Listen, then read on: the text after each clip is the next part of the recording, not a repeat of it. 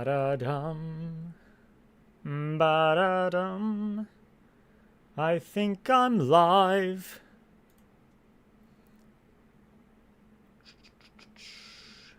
Just check.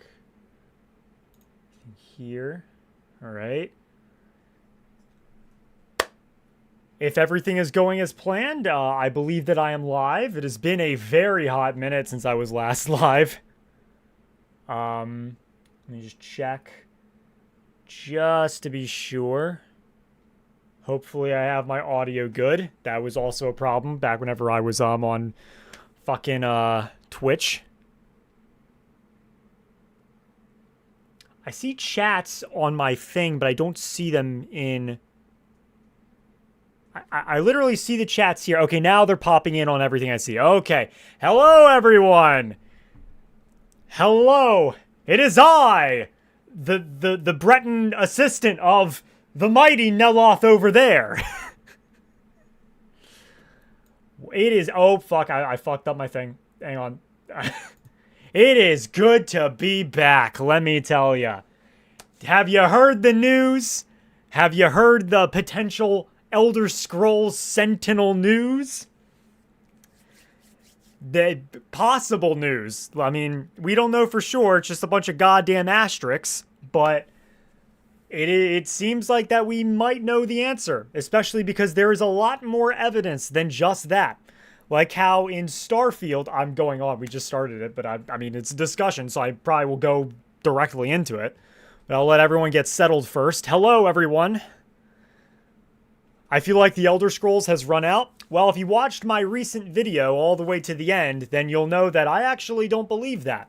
And I believe that Tamriel Rebuilt, a massive Morrowind project, is actually the future of the Elder Scrolls. And it's actually like really has a lot of incredible lore, good story from what I've heard. And they're releasing a new expansion called Poison Song, where you can actually join House Indoril.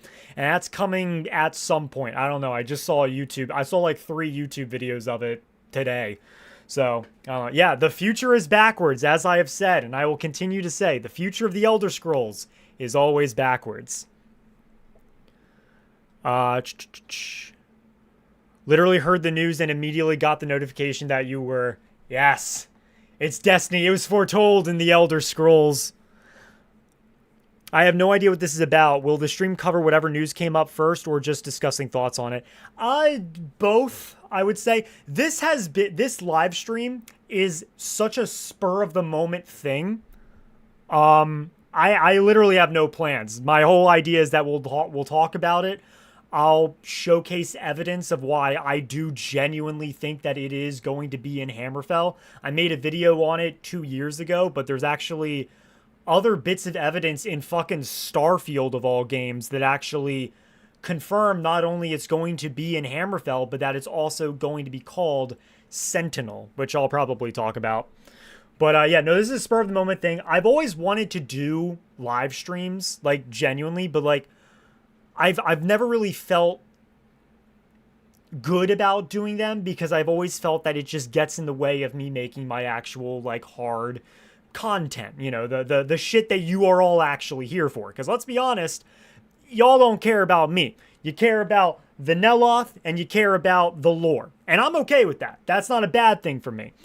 So it's like I've always been like uneasy whenever it comes to doing live streams and all that. I think Campbell said that he thought it would be in Hammerfell. He probably did. A lot of people thought it. I can't wait for Sky Oblivion and Skywind. I'm very excited for Sky Oblivion. Skywind, I don't know if that's coming out for a good long while, if I'm being honest. Actually, you know what? While I'm here, I don't know.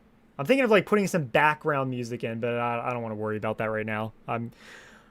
I'm too new to this right now. How many people are in here? We have 56 concurrent viewers. God damn, things have risen quickly.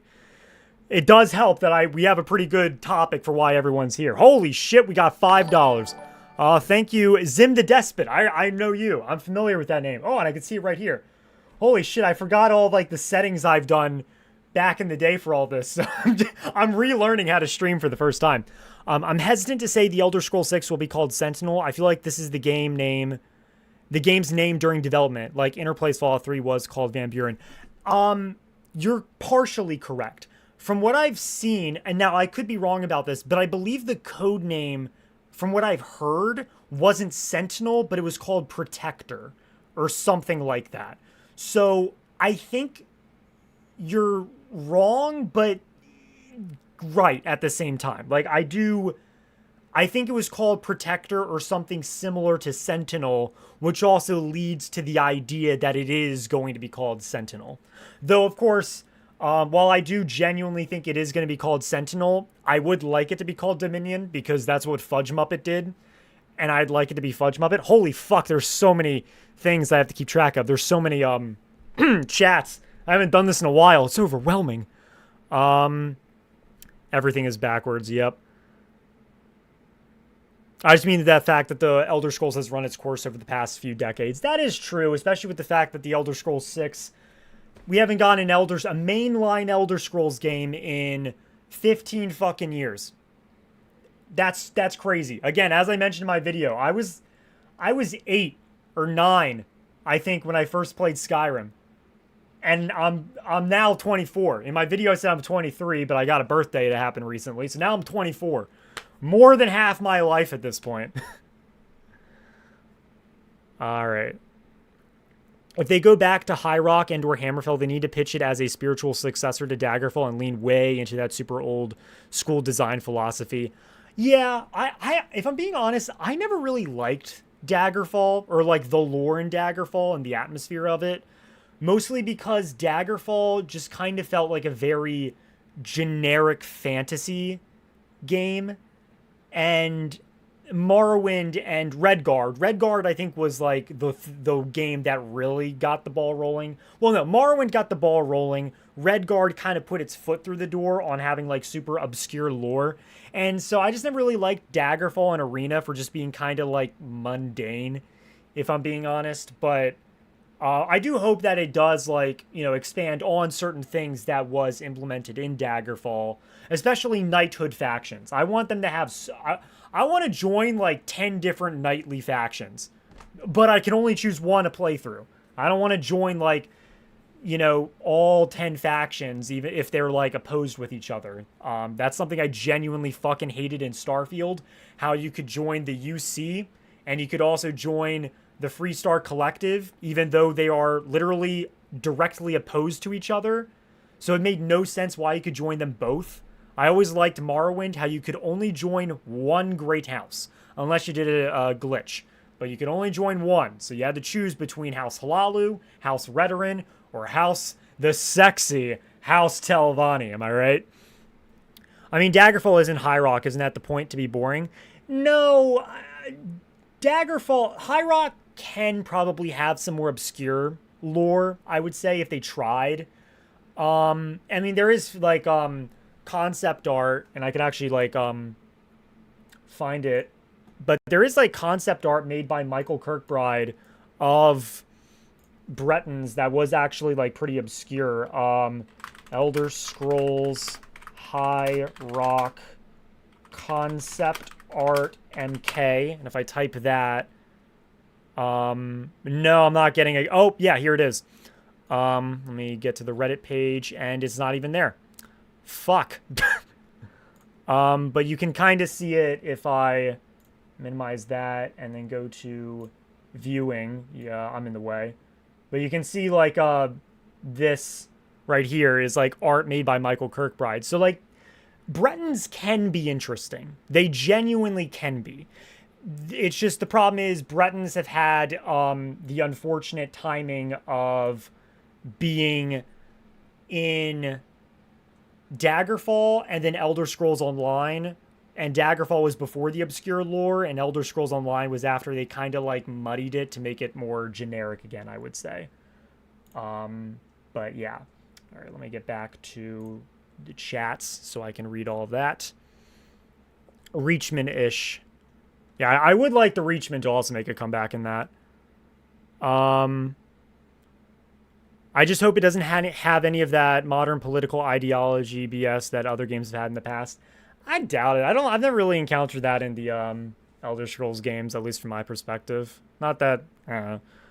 I just want to fight the Dominion. God. Oh man, I want to fight them too. I remember as a kid, I literally downloaded mods. It was like Fight the Dominion mods.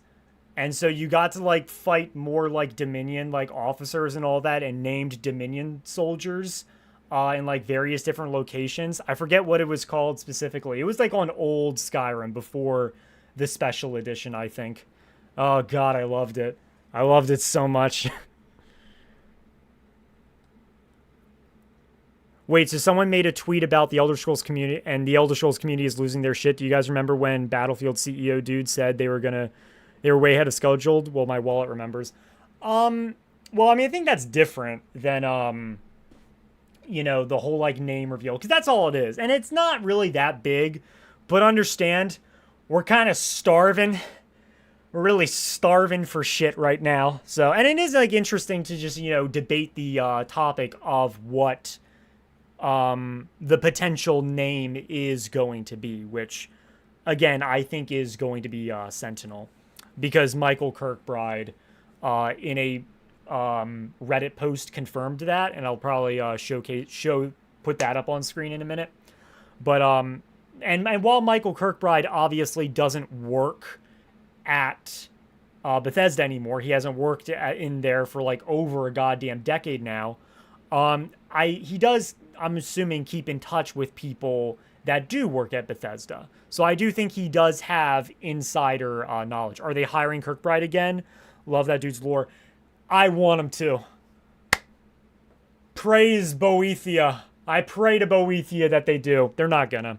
If they axed Kurt Kuhlman, they're not gonna. Which is unfortunate, and it does make me you know, very cautious about the Elder Scrolls 6, but no, Michael Kirkbride ain't in it. He's busy doing like other work too. He actually made High Guard. You know that you guys remember High Guard? I don't know if any of you remember High Guard. Yeah, he was actually a part of that. And also Minecraft Story Mode. Did you know that Michael Kirkbride was a writer on Minecraft Story Mode? You can look it up. Look up Michael Kirkbride and the stuff that he's done. High Guard and Minecraft Story Mode. It's really fucking funny.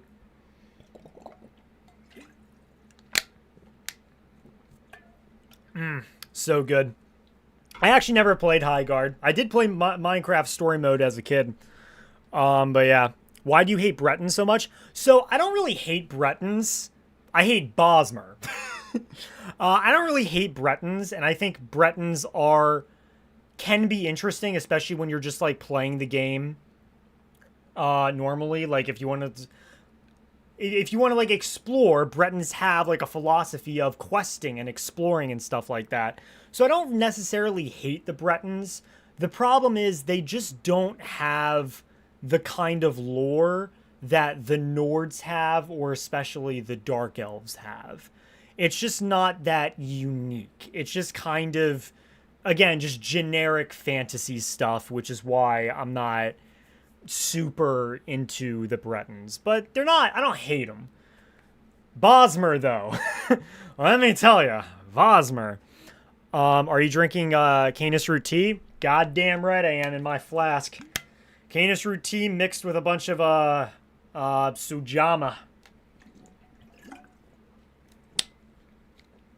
And obviously I'm wearing my my Canis Root tea shirt, my fine teas shirt, which is way too small for me, but you know, I decided to wear it for this stream. The Elder Scrolls 6 will be called Sentinel. The Elder Scrolls 7 will Aldmeris or Anuad. Then the Elder Scrolls 8 will definitely be called Telvanni Peninsula.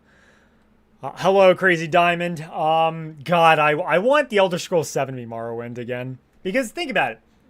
In the actual game of Morrowind, we've never explored all of Morrowind. In fact, we've never actually seen all of Morrowind anywhere. Tamriel Rebuilt hasn't done all of Morrowind yet. The Elder Scrolls Online hasn't done it, and I don't know if they ever will. And Morrowind only takes place in the island of Vardenfell. Fuck, I can actually show you with my damn map. You We've only been in Vardenfell in ESO. So I actually would love to see a genuine mainline Elder Scrolls game that shows all of Morrowind. Especially because Morrowind's really fucking big. Like, I mean, it's no Cyrodiil, but like it's pretty fucking sizable if I'm being honest. And I'd love to see, especially down here in Indoril and especially House Dres territories. I'd love to see stuff like that. Mainline Morrowind would be sick, yeah. Also, I do apologize if I don't get to everyone's chats. There's a lot. I'm assuming they will peter out at a certain point, but yeah, there's a lot. Why Sentinel? So basically, the reason why everyone is saying that it's Sentinel is because if you didn't know about like the asterisks that Asha Sharma did, she basically did a tweet, and I'll pull it up. I might as well. Let me. All right, there we go. I'll pull up the Asha Sharma Elder Scrolls tweet. And it's not really that necessarily. It's the fact that there we go. YouTube viewing, I'm in the way. And it's not just the fact that Asha, god damn it, I can't move this. And it's not just the fact that Asha Sharma said that, well, here's the thing. 1, 2, 3, 4, 5, 6, 7, 8 asterisks. Sentinel has 8 letters.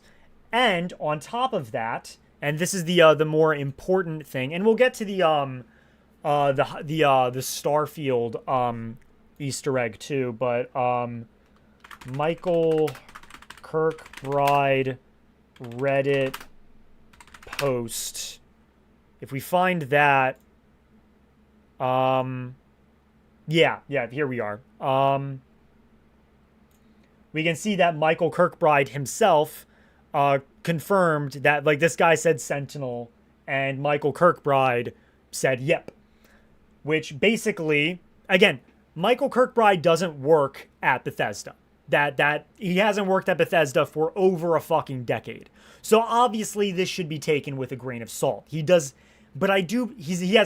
work there. But because he was so influential at Bethesda way back in the day, I do believe that he does have insider information that the common man like you or me doesn't have. So this right here was ultimately what made me truly believe that it is going to be called Sentinel. And if anything else, it just goes to show that it is Hammerfell. Even if it isn't actually Sentinel and Michael Kirkbride is wrong here, I feel like this also just really confirms the fact that it is going to be set in Hammerfell. And never forget, not every Elder Scrolls game is named after its province. Yeah, we have Skyrim, which is in Skyrim, but Oblivion is in Cyrodiil. Cyrodiil's not called Oblivion. And we have Morrowind, which is set really in Vardenfell, but not Morrowind. But we have Daggerfall right here. I love this, that I can just like fucking like point to this. Wait, I should actually be using my camera. There we go, that's better. But Daggerfall takes place in High Rock, in the city of Daggerfall, all the way right here.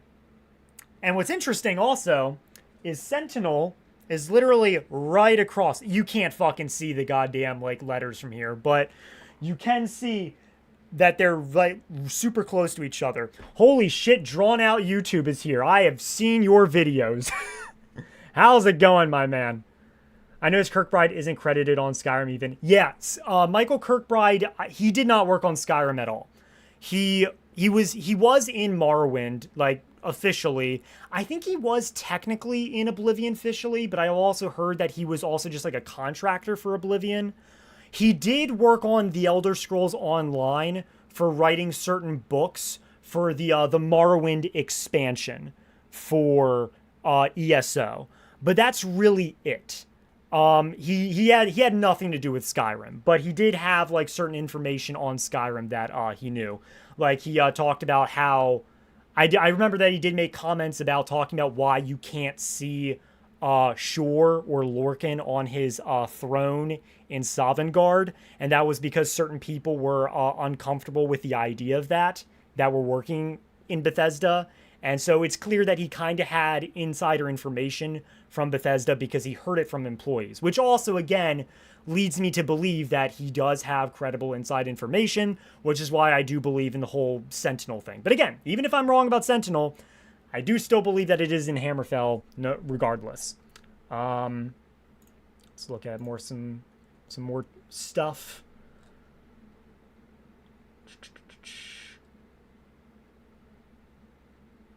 Kirkbride may still contribute for Bethesda on the side. He actually doesn't. Again, he has not contributed to Bethesda since Elder Scrolls Online's Vardenfell expansion. Aside from that, he has not, from what I have seen, and we can actually look it up, actually. We can literally confirm this because we can go to the UESP Michael Kirkbride, and it actually says specifically what he has worked on. Yeah, and this is where you can actually see the stuff that he has done. So, for example, let me move my camera again. This is everything on the unofficial Elder Scrolls page. This is the site for Michael Kirkbride himself, and as we can see, he has worked on the Elder Scrolls Redguard. This is whenever Skynet was whenever he came into Bethesda in 1996. Then he worked on Redguard and Morrowind. Then he did a bunch of like shit for EA, Redwood Shores or whatever. And then he came in for Oblivion as additional writing. Now, I don't know if he worked on Oblivion itself, if I'm being honest. I do know that he was instrumental in the Knights of the Nine DLC, from what I remember. In writing all of that, and also changing the lore, like changing Morahas from being just a guy to an actual divine winged bull, and also having bestiality relations with Alicia. Yeah, but that was they changed that in the Knights of the Nine DLC. But as you can see, after Oblivion, there's nothing else. Now, there is actually nothing about ESO, but I do believe that he did work on a book for ESO's fucking DLC. But after that, nothing else. So he never worked on Skyrim, and I seriously doubt he's going to work on the Elder Scrolls 6, which is unfortunate. However, I will say, as much as we are talking about Michael Kirkbride, I like Michael Kirkbride. I like his lore. I do think that he is a bit overrated. Not that he's bad or anything like that, but I do think that other writers like Ted Peterson and Kurt Kuhlman are underrated. Kirkbride's great, and I don't want it to seem like that I don't like care or anything like that. But I do believe that there's other writers that I think have also contributed as much, if not more, to the Elder Scrolls than Michael Kirkbride. But he did shape a great deal of Morrowind. Anyways, let's go back to camera. And obviously I'll start showing more stuff as in a minute. All right, I'm going to end the poll. We don't need the poll. I think we get the message with the poll. So let's close it here. There we go. So now I can actually see the comments a lot better. Best Friday ever. Hello, Master Neloth and Stoa. God, I said my own turtle's name wrong. Thank you very much. Celebrity Sailboat Smackdown. Thank you very much for that. All right, let's look at more of the comments. Yeah, that's a big thing. He likely still has friends there. Yeah.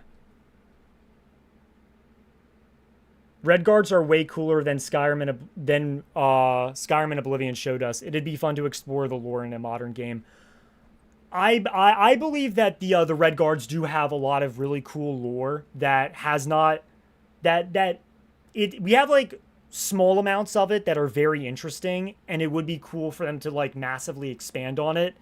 Though the question is, will they make the lore more mundane? Because unfortunately, what happened in Oblivion and Skyrim is they kind of just made everything mundane. Never forget, Oblivion was supposed to have thousands of different cults and you know, like all these different like it was supposed to have these thousands of different cults and jungles and the dragons and all this like salt rice shit, and it was going to be so cool.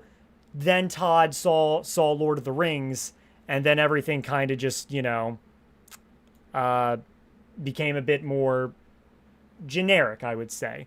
And the same thing I would say goes for Skyrim, where we have lore of the actual Nordic pantheon that exists in the game, like with Akatosh being Alduin, Kinnereth being Kine, who is actually the chief of the divines and not Akatosh.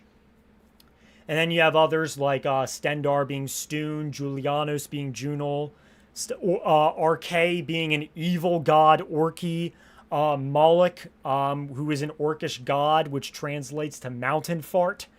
That's real canon lore right there. But we don't see that in Skyrim, which I think is extremely unfortunate. I think that I think it does suck that the Nords we see in Skyrim have all basically just converted to the Imperial Pantheon. And it just sucks also because it makes me, as someone who is very neutral in the Civil War, when I first played Skyrim, I was super Stormcloak guy. Then whenever I started to learn more about the lore, but still had a very shallow perspective of the Elder Scrolls lore, I was all into the Imperials, and I was a super diehard Imperial. Then whenever I started to go super into it, when I adopted the persona of Master Neloth, and I started going into the lore of Morrowind and elsewhere and just all over the place, then I started to become very much middle of the road when it comes to the Civil War, and I only really choose a faction based off of what I think the character I'm playing would choose. But the problem is, it's hard for me to really sympathize with the Stormcloaks with like the whole like worship of Talos being banned, because it's like, why are the Stormcloak Nords kicking up such a fuss when the Imperials, are kind of like indifferent? If anything, the Imperials should be more fucking upset. They literally have cults, and I'm making a video on it called the True Gods of the Empire, where I basically showcase that Talos is an imperial god, and there are multiple cults dedicated to Talos. You have the Talos cult, the cult of Tiber Septim, which sound the same but are kind of different. You have a faction called the Red Templars, who are fucking devoted to Talos, and so it doesn't make any sense. You know what I mean? Like, if anything, we should also be hearing about rebellions in Cyrodiil. There should be rebellions all around Cyrodiil, especially in the Nibonese region, of Imperials being really fucking pissed off. But we don't. And it's just weird that it's only the Stormcloaks. And, again, it's just hard for me to sympathize with the Stormcloaks because of that, And I'll probably make a video talking about that as well. I have an idea for making a video. I completely forget what I was going to title it. I have it on my my notes on my phone, but yeah. Let me get a drink of my water. I feel like Skyrim Civil War was poorly written. Yeah, if I'm being honest, yeah. I used to think that it was super cool, and I do think that it is interesting, because it does really, in my opinion, have like two factions which are both, I would say, the same. You know what I mean? But there's like, it's not like there's one side that's obviously like worse than the other. And like, I know that people said like that the Stormcloaks are racist, but it should be stated that every race is racist. Even the Imperials. Fun fact, the Imperials have historically been super racist towards the Orcs and the Khajiit.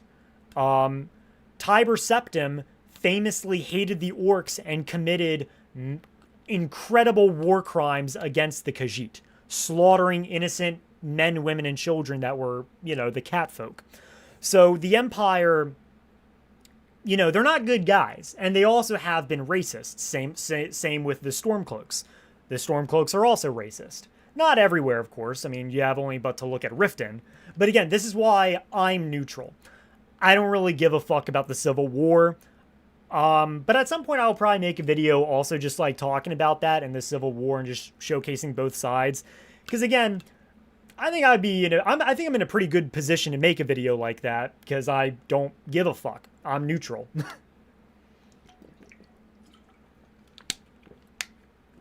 I'm not super pro Stormcloak or Imperial anymore.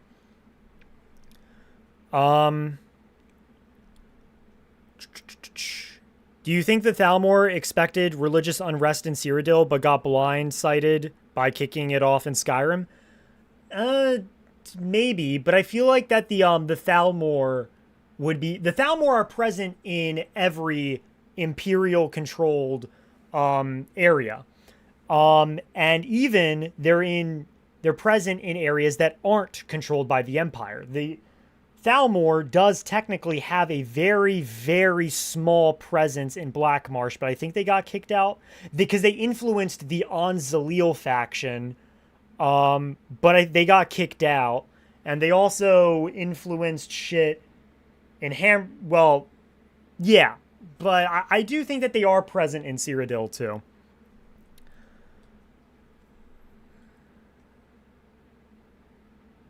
Ulfric just wanted to be in power. The Talos ban was the opportunity? Probably. Do you think The Lord of the Rings is better than Harry Potter? Super on topic. I've actually never seen Harry Potter. That might, I know that seems like very just like, what the fuck, given my, theme as a wizard. Never seen Harry Potter. I should. At some point I will, but, never seen it. Only seen the main Lord of the Rings movies. I never saw the Hobbits because I didn't really give a fuck. But if anything, I'd have to say Lord of the Rings because I've only seen Lord of the Rings. And also, I really loved the Shadow of Mordor and Shadow of War games. Those were exceptionally fun to play. And it does suck that the Nemesis mechanic was fucking blocked so no one else could use it. Sucks. But yeah, I loved Shadow of War so much. In the Civil War, do you want cool military ranks or nicknames, and who do you rather empower, Maven, Blackbriar, the Silverbloods? Well, I mean, you do get cool military ranks or nicknames. It's just not as emphasized as it is in, like, Oblivion or, well, Morrowind, because in Morrowind you can actually join the Legion. And for who I'd rather be in power, I'd rather Maven... This might sound weird, because I know everyone hates her. I'd rather Maven Blackbriar be in power than Thonar Silverblood or Thongvor, because Maven already controls Riften. Thongvor but the Silverblood family only control half. They don't have control in politics. Maven Blackbriar is apolitical when it comes to politics, so she basically runs the city. So, and I think I made this distinction when I made my Jarl's Ranked video way back in the day. Not even a good video. It's very poorly made video I made, but it was one of my first, so fucking go figure. But, you know, it doesn't really matter who's in control of Riften, because regardless, Maven controls the city. It's just a question of, does the person control the city, rule from the shadows, or on the throne? Because Layla Lawgiver is fucking incompetent in every goddamn way. Talos is a god, and the gods do have power in the Elder Scrolls, so thus the Stormcloaks have a point in terms of religion. I'm not saying the Stormcloaks don't have a point. It's just, again, I just don't have as much sympathy for them because the Imperials don't care as much, even though Talos is an Imperial god. The Stormcloaks, fun fact, in Oblivion and before, the Stormcloaks did technically worship Talos, but they didn't worship him as Talos. They worshipped him as Ysmir. So if anything, you know, so that's where, like, I feel like if instead of saying the worship of Talos is banned, that is the case, but they also extend that to Ysmir worship. And so then I would have more sympathy for the Stormcloaks because the Stormcloaks are fighting for their god at that point. But again, we don't see that. Oh my god, meat more. Thank you. I will take care of this egg. Hang on a second.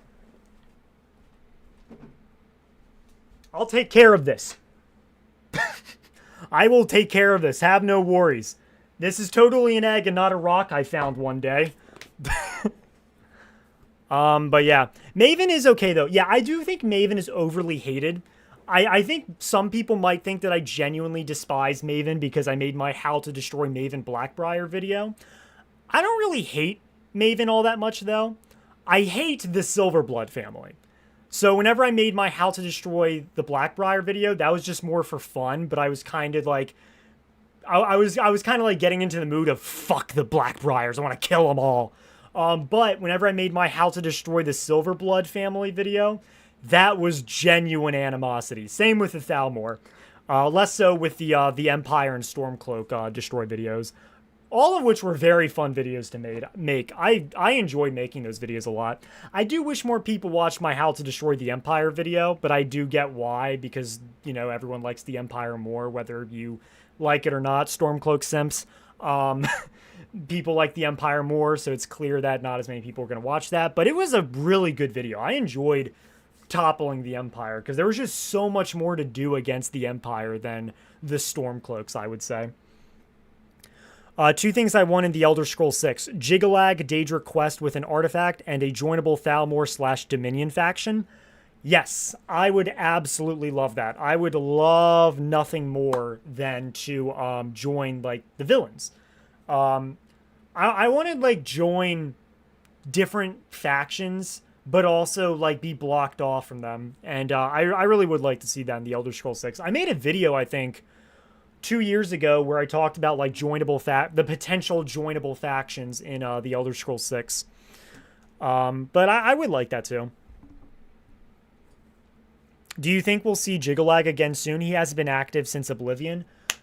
So we should, honestly, because of the fact that, like, what we've done... Again, I haven't played the Shivering Isles DLC in a very long time, and I would like to rectify that. And at some point, I think I actually might... What I would like to start doing is I would like to start streaming again. But I've always, like, had difficulties with streaming because it's like, well, I don't know where to stream and, like, when to stream. And I also don't want that to distract me from my actual YouTube videos. Like, I'm doing this live stream, but the problem is that I probably won't be able to get much recording done today because my voice is probably going to be raspy from all this talking. And in my current video, which is called the True Gods of the Empire video I'm making, which is probably going to be over a fucking hour long, I'm in the recording dialogue stage. I just finished 95% of the script, and now I'm reading off of it and recording it. But because I'm doing this stream, I'm definitely not going to be able to do much recording. But... You know, so, like, but I think what I might start doing is streaming every Friday. I think that would be, like, a good start for me. And we'll see how that goes. And honestly, I think the time of day I stream is irrelevant. I always thought that streaming at, like, night would be a good idea. But I don't think it fucking matters, especially considering, like, I upload my goddamn YouTube videos at 3 p.m. on a goddamn Wednesday, which is actually, like, when my audience is, like, at peak watch time. Really, it's Thursday, and I should start uploading again on Thursdays instead, but regardless. Anyways, back to, is ship/sailing going to happen? I'm betting both provinces will be featured. I actually hope... Hang on one second. This might be a hot take, but I got a hot take. Give me a second.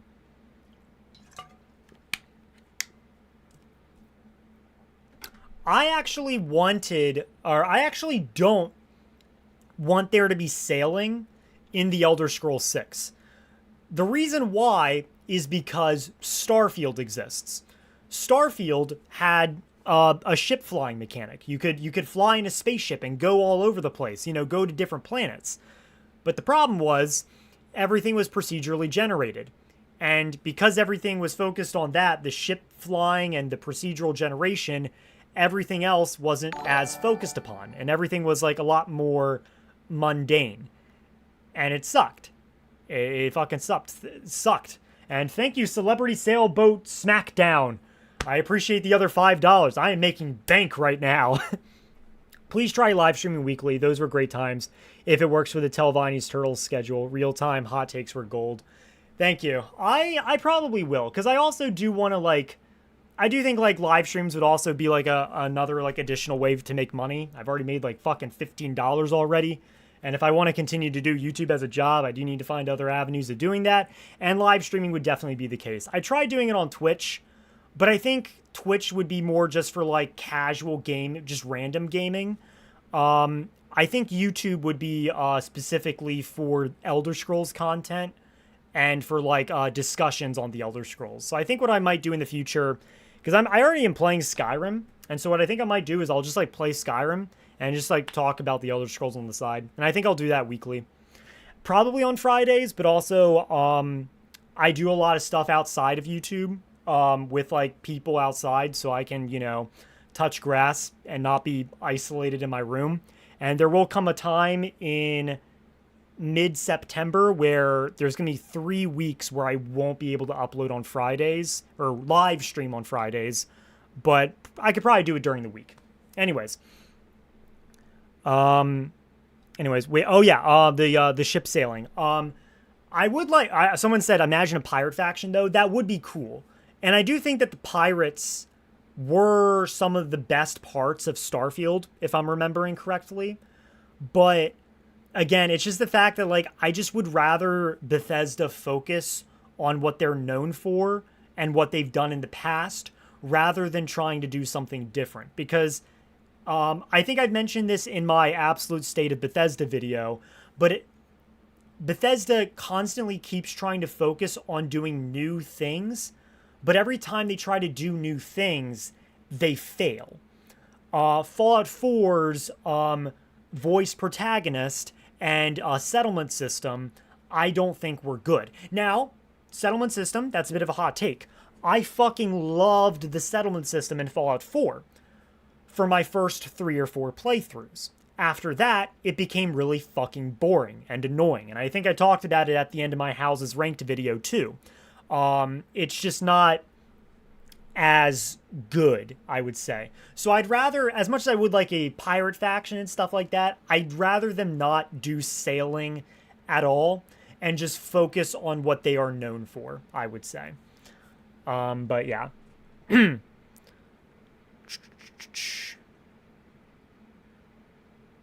How will the Dwemer be featured in the game? Will they play a major role in the story or more like Skyrim? Definitely more like Skyrim. I mean, in Hammerfell, there's Dwemer ruins all over Hammerfell. So it'll definitely be like Skyrim. If the Dwemer return, if they do a somehow the Dwemer returned, I'm done.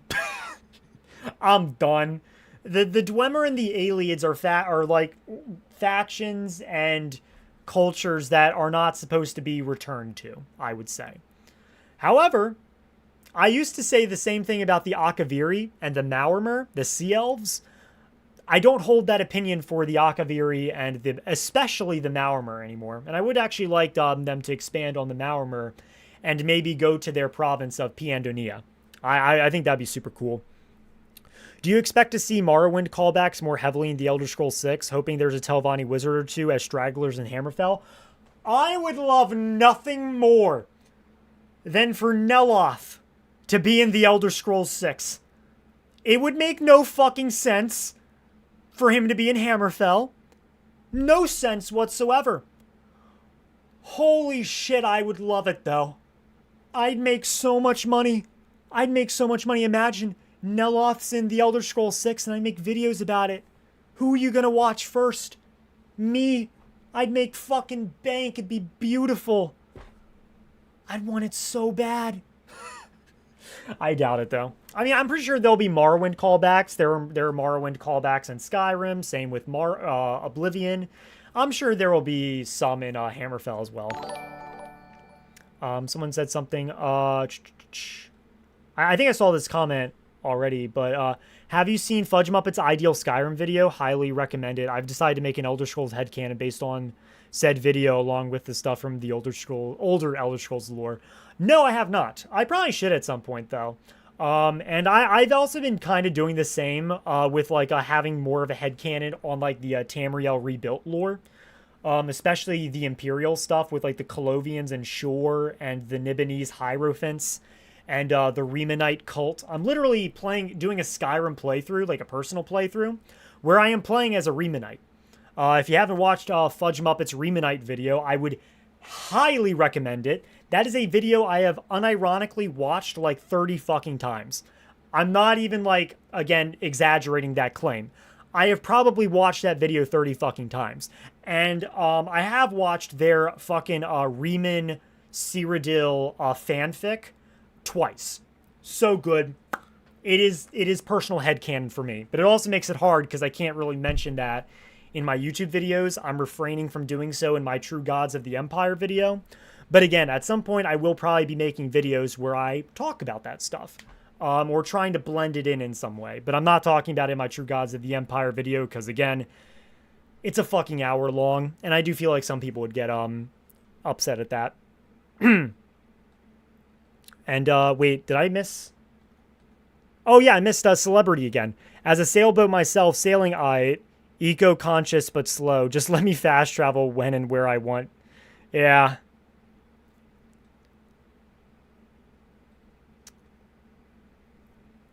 A Mannimarco appearance would be cool. I doubt it because Mannimarco is dead and rose to godhood. So he definitely wouldn't be present on Tamriel because Mannimarco existed in Daggerfall where the dragon break happened. And so he kind of separated into two entities. One entity where he ascended to godhood and one where he didn't. And the one that didn't was killed by the champion of Cyrodiil in Oblivion. Though, to be fair, Mannimarco did die in the Elder Scrolls Online too, so death probably doesn't matter much to the greatest necromancer of all time, so I doubt it though. I personally wouldn't want to. Do you think the Stormcloak should have worshipped Shor instead? It'd make sense for the Thalmor to want Shor / Lorcan's worship band too. Yes. I would have preferred... I mean, they do technically talk about Shor. Like, you'll hear them, like, scream, Shor, have mercy on you. And, like, Shor is technically there. But again, I think that it would have been better if, like, whenever they outlawed the worship of Talos, they extended that to the Nords' worship of Ysmir. Because, again, I just mentioned this earlier, but in Oblivion, the Nords technically did worship Talos. But they didn't worship Talos as Talos, because Talos is an imperial god. They worshipped him as Ysmir. So I think that would have been better, personally. But yeah, outlawing the worship of Shor would have worked as well, I would say. Neloth is the only character that makes sense to show up in Hammerfell.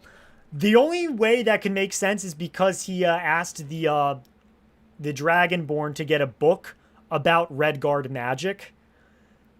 But again, that's kind of like really pulling it together. And again, Neloth wants to amass power, wants to replace his heart with the Heartstones found on Solstheim so he can become uber powerful and return to Morrowind to become the Archmagister of House Telvanni.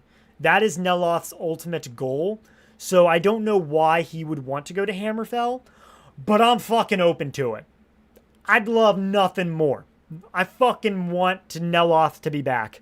Because then I could just recreate Neloth in Hammerfell, and it would be so easy. Talos is a fake god. Someone hasn't played Oblivion. Do you prefer the protagonist in The Elder Scrolls 6? By the way, again, there's so many comments, so I already apologized for this earlier, but I do apologize if I don't get to your comment if you're asking me a question. If anything, just ask it again. Do you prefer the protagonist in The Elder Scrolls 6 to have special powers like the Shout in Skyrim, or do you prefer them to be a regular person like previous games?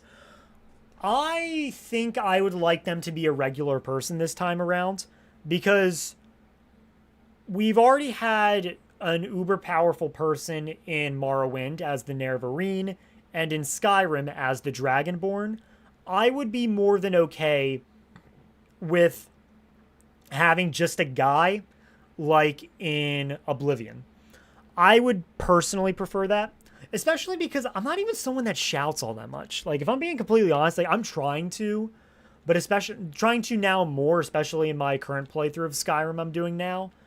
But I genuinely, like, especially whenever I was younger, I would constantly forget to shout, like, all the time. I would do, like, an unrelenting force shout, and that's it. Like, I wouldn't do anything aside from that. That and Dragon Rend. Dragon Rend is fucking essential for slaying dragons. Isn't Shor the first god mentioned in Skyrim? Yeah. No, that's actually correct. Lokir says, Shor, Mar, Dibella, Kinnereth, Akatosh, Divines, please help me. I should make just a random video where I just, by memory, try to recite the, intro to Skyrim. Because I could probably do it pretty well. But yeah, technically Shor is mentioned first. Not that he's really, like, heavily worshipped in Skyrim. Like, he is worshipped in Skyrim lore, but in the game, he's kind of, like, again, put to the sidelines in favor of Talos and Akatosh, both of whom are imperial gods. Again, like, Akatosh to the north, Alduin is the Nord's version of Akatosh. And, you know, yeah.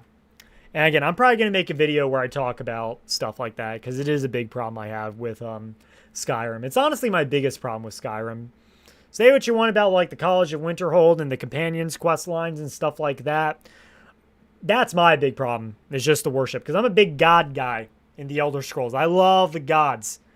But, yeah, I just have a big problem with it in Skyrim. The Elder Scrolls 6 protagonist will be a sword singer. 100% would be a mistake not to do it. I kind of agree, but also I wouldn't be too upset with him not, because if you're a sword singer, that kind of, in my opinion, leans too heavily into being a warrior character. But what if you're playing a thief? What if you're playing a mage?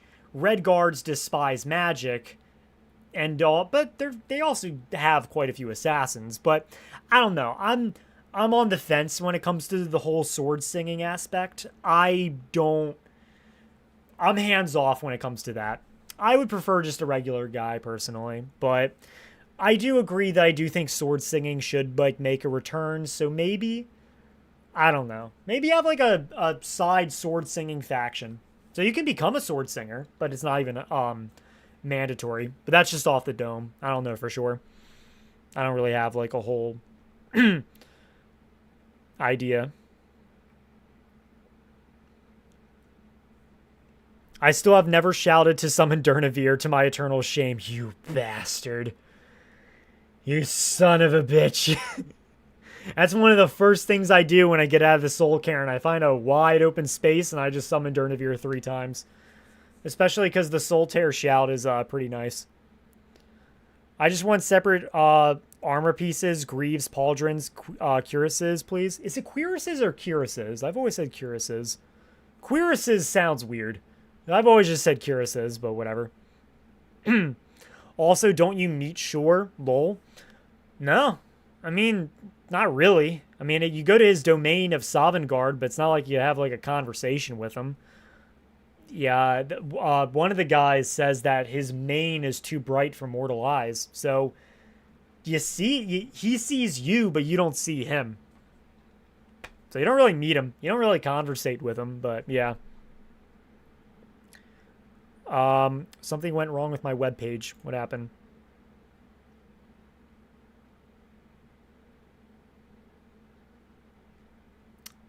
Is everything good? Okay, everything's good with the stream. For some reason, my YouTube just like cut out for a second, and I got super nervous for a second. But yeah. You meet Soon. Yeah. Soon is who you meet. And yes, big hipped Telvanni bride. He is fucking huge. By the way, love the name, because I know exactly who you are referencing. You're referencing the slave who you free.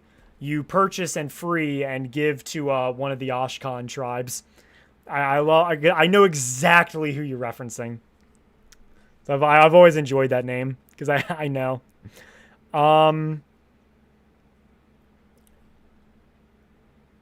We should be allowed to visit more Daedric realms. Yeah. And yes, we should get spears. I'm not even kidding. I would use the fuck out of spears. I really would. It'd be fucking awesome to have spears. Hey, first time watching a live, but I love your content. You make amazing stuff. Thank you for your work, man. Thank you. Thank you for your comment. House Telvanni appreciates it. A lot of people say the Elder Scrolls protagonist is a Shezareen. Yes, many people do say that. I kind of agree, but also kind of don't. I don't think the Nerevarine is also a Shezareen. That would be weird, I think. But also, maybe if I looked it up more, I would have a different opinion. I don't know. But I definitely believe that the Dragonborn is a Shezareen. That is something that I do very much believe. Felora Lervu. Yeah, that's her name. That's the big hip Telvanni bride. I always forget a lot of the Morrowind characters' names, but that's her name, yes. I think I've actually mentioned her in multiple videos. Bethesda might even unlock the moons as well. Oh my god. I'd love nothing more than for you to be able to travel to the moons and the Mananaut faction exist. And the lore of Riemann Cyrodiil being referred to as the Nasarene King. I'd love for that to be official. I'd love for that to be expanded upon in the Elder Scrolls 6. Because if you don't know what I'm talking about, there's like obscure lore written by Michael Kirkbride that's completely unofficial that talks about Riemann Cyrodiil funding space travel. Like, he literally tried to make space travel a thing, and the Mananaut faction were literally, it was this, yeah, it's I can't believe the Empire had a space program. Yeah, that was what it was. The Mananauts were basically a faction of space explorers within the Empire, and that's what gave Riemann Cyrodiil the name of the Nasarene King. Isn't that in Coda? Yes, but it's also in other unofficial stuff too. I forget what specifically it's in, but yeah. Oh, thank you, Osteoporosis. On topic, I think it could be interesting to see a war-torn Cyrodiil due to some conflict with the Thalmor. Off topic, did you ever get the chance to play Claire Obscure, and what are your thoughts? I have not. I remember I think I said that in a live stream, and I never did. I do need to play that game. There's a lot of games, I'm not even kidding, I haven't played, and I very much would like to. And I think I would like to live stream stuff like that. But it's a question of, should I live stream it on YouTube or Twitch? And I probably would prefer YouTube because I'd make more money. Because it would be monetized and I'd have more people that would tune in rather than my Twitch where less people would tune in. But I don't know. But I'd also like to keep my live streams to Elder Scrolls related stuff, and Twitch could be other stuff. I don't know. I would like to play Claire Obscure though. But no, I haven't. And I feel bad now. But I really should play that at some point. But yeah, I love the whole like Nasarene King lore stuff and the Riemanite lore that Fudge Muppet talked about. That was in unofficial stuff. It's literally my favorite part of the Elder Scrolls, excluding the Telvanni, of course. Skyrim has a space program too. You're so right. You're so right. Go to any giant camp and you can just immediately go to... you can become the Nasarene King yourself.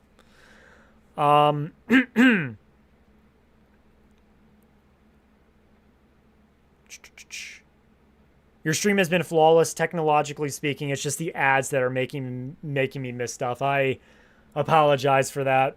I think I put it on medium, and maybe I should put it on low. I'm not entirely sure. I think next time I do a live stream, I'll probably set it to low.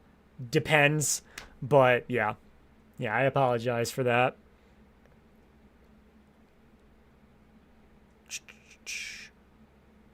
Do you think maybe we'll get more than one region of the Elder Scrolls 6, or maybe something like visiting another region in a DLC? If so, which do you think would be most likely? So there's a lot of talk about Hammerfell.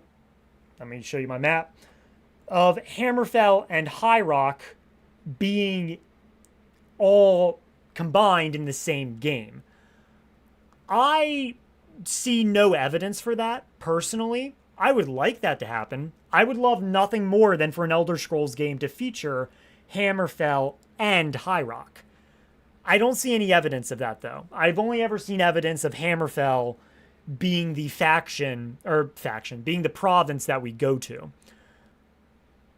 But if there is just Hammerfell, I would like for there to be the biggest DLC Bethesda has ever made, which is going to High Rock. I think that'd be great. And think about it. Think about it from like a marketing perspective, Bethesda. You charge $70 for the Elder Scrolls 6 Sentinel, where you go to Hammerfell. And get this, you can charge the same price for a DLC with all of High Rock. Think about it. You could do that. I'm giving you free money. You should hire me. You should hire me. You should give me money. I love money. I love it. I saw something. In the lore, how big is Morrowind? Big. I mean, just look at it. I mean, lore-wise, all the provinces are, like, fairly big, but Morrowind's pretty big. It's just, in Morrowind, we only ever go to Vardenfell. It's bigger than Skyrim. I think, at least. Let me look. No, I think they're about the same size, actually, if I'm being honest. But still, Morrowind's pretty big. Do you think they'll canonize a Stormcloak or Imperial victory in Skyrim? I hope they don't. They don't. I don't want them to, because for my same reason why I don't like Fallout Season 2 canonizing both No faction winning in Fallout New Vegas and the Brotherhood of Steel faction winning in Fallout 4. I don't like it because it invalidates decisions. And I don't like how one of the few fucking decisions we make in Skyrim being canonized. I think that would be fucking lame. So I kind of hope they don't. But like some extenuating circumstance happens that does something. I don't know. I would personally prefer they don't personally, because I'm a big... apparently it's like a hot take, I think, but like I'm a big proponent for believing that whenever you make a decision on something, that choice should be respected. And obviously there's exceptions to that rule. Like, for example, Fallout 1 and 2, where like you had the good ending and the bad ending, where you only really had two choices. That, I think, is different when you only have two choices, but when you have like 4 to 5, I think it's different. But for Skyrim, I would like them to be hands-off with all that.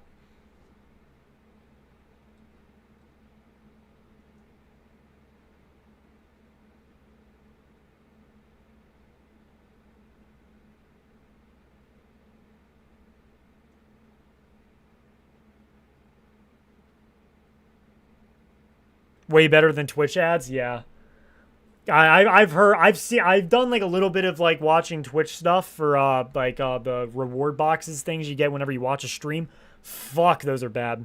And I completely lost my place when looking at my looking at chat. Do you think we might get race locked factions? I hope we don't, because I don't really think it's necessary, if I'm being honest. The only faction that could be race-locked would be the Crowns faction of Hammerfell. But even then, I think if you just like really prove to yourself you could be part of the Crowns faction, I think that'd be fine.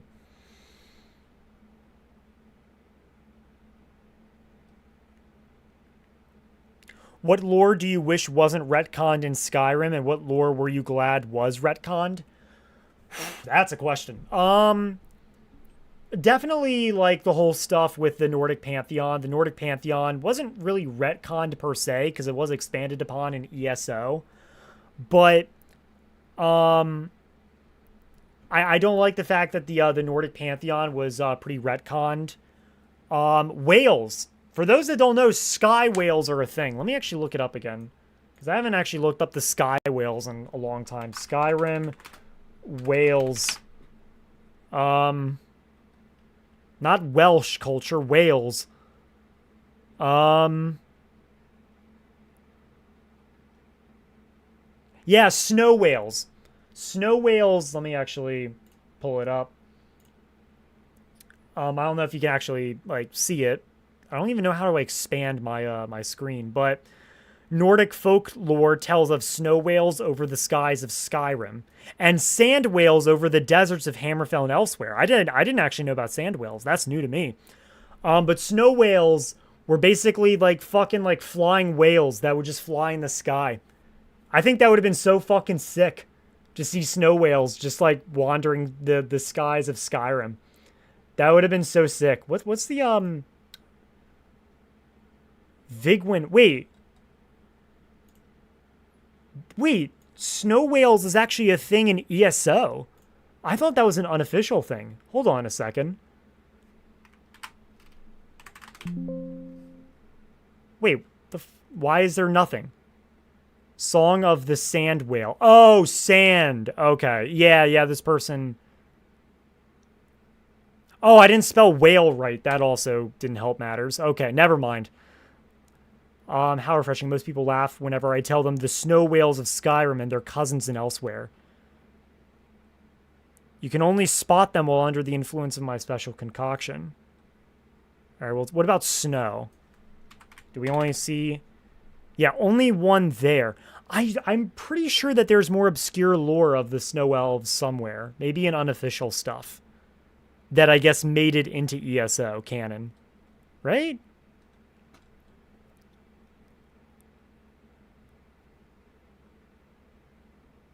Maybe. Maybe I'm just not really reading into it. Yeah, wait. The snow whale and the dirt bird. Yeah. This is where the snow whales were a thing. Okay. That's where it is. But yeah, snow whales, I wish they weren't retconned. I wish that they were actually in the game. There's actually like mods that actually show like snow whales in the game and like having bones of them. I think that was pretty cool. But now I kind of want sand whales to be in Hammerfell. I think that would be super cool. But a retcon that I'm glad... I don't know, actually. I would need to think about that for a while. Yeah, I can't really think of like something that I'm glad is retconned in the game. Huh. I'm genuinely trying to think. I got no clue. I genuinely can't tell you. I could probably come up with something. Because I do probably... There's probably something that I'm glad was retconned. I just don't know what it is off the top of my head. But, yeah. Cocaine whales in Skyrim and opium whales in Hammerfell. Yeah, God, I wish. By Boethia. Yeah, I would love nothing more than for the whales to return. How would we feel about the Elder Scrolls 6 features of any kind of naval mechanics? I've already talked about that. I don't want that to be a thing because I think that would detract from focusing on like what they're actually known for and doing something new. Not technically new because they did it in Starfield, but it would be new because instead of space, it would be on the open seas, and I don't think they have what it takes to do it.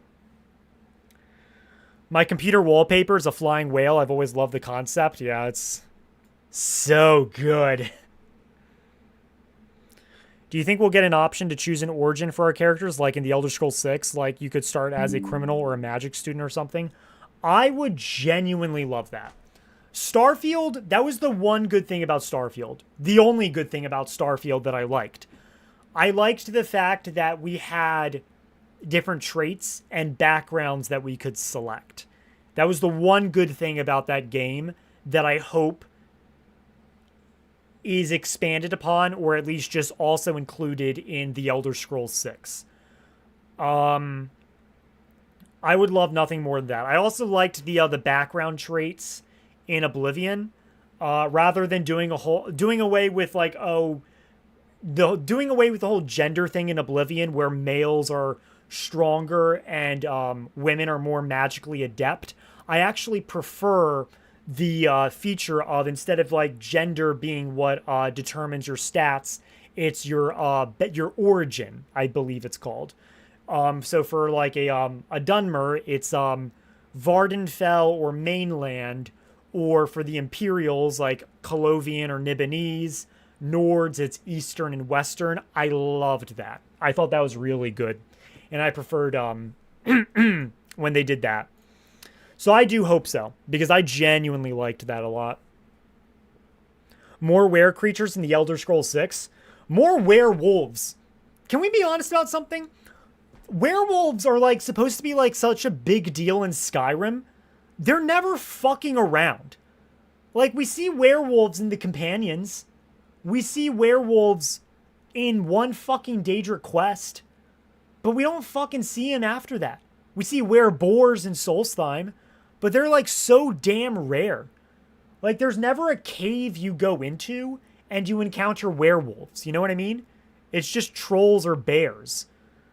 So honestly, just more werewolves, but also, yes, more were creatures. I would love to see wereboars make an appearance, werevultures. Fuck, let's get a wereshark. Weresharks are in the lore. I want them. I want to see a wereshark. That would be sick. Have like a cave where you go underwater to get in. And you like kind of like go underwater to find a cave. And then you swim through it. And then you get to like an open area and there's just a wereshark just sitting there. That'd be so sick.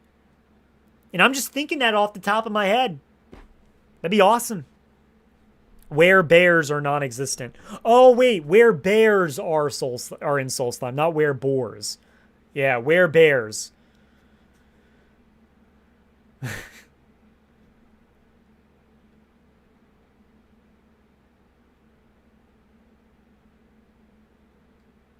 A lich transformation could be great. Maybe. A necromancer faction I think would also be pretty good. Who is your favorite Daedric prince besides the Trinimac eating Malakath, pooping Boethia? Fuck. I thought it was just gonna be who's your favorite Daedric prince? And I was like, I got an answer for you. God, that's so hard. Excluding Boethia, who would my favorite Daedric prince be? Maybe Azura? I don't know. Probably not Azura. It's so hard because I only ever think of Boethia. I genuinely don't know. Let me look up the Daedric princes. Hold on. I need a refresher. Daedric princes. Give me their names. I need their names so I can just like see them all in one page. Okay. Fuck, I forgot that there's Ethelia. I need to actually play the whole like Ethelia ESO quest line with the Telvanni Peninsula and the Gold Road, I think it's called. Because I don't really know much about Ethelia. But I probably do need to make a video about that. I think... Damn, it's so hard for me to, like, genuinely select one.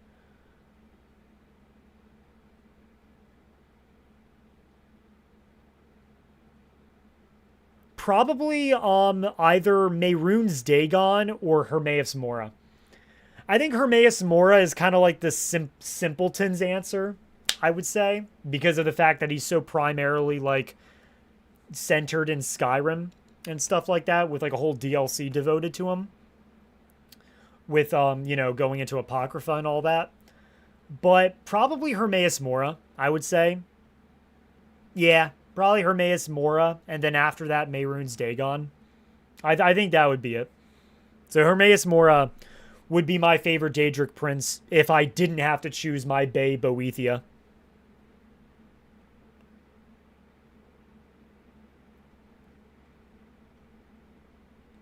Holy shit, I didn't even see this $5 donation. What? But can enemies have a chance to become pacifists once they yell, "I submit" in combat?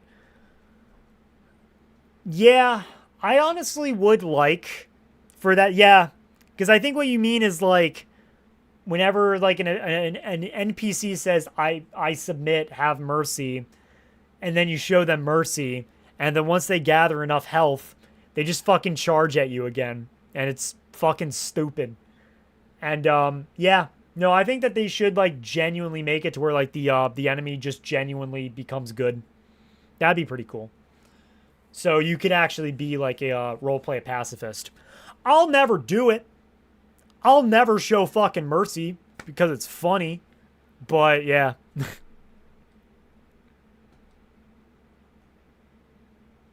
At least he isn't Sheogorath. Sheo is overrated. Yeah. This might be another hot take, but I think Sheogorath got ruined. Like, the whole dynamic of Sheogorath. I don't like Sheogorath.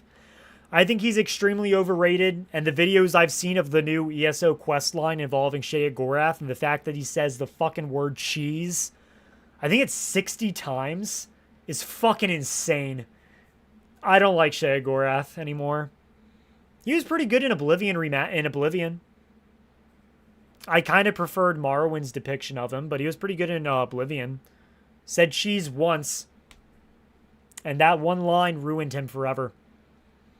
And I don't even think it's actually that line in Oblivion. I think it's because he said it in Skyrim, and you had those prank call videos. If you remember back in the day, people would make like prank call videos where they would prank call like a pizza place or something, and they would just like use like lines from like Shea Gorath or like other characters.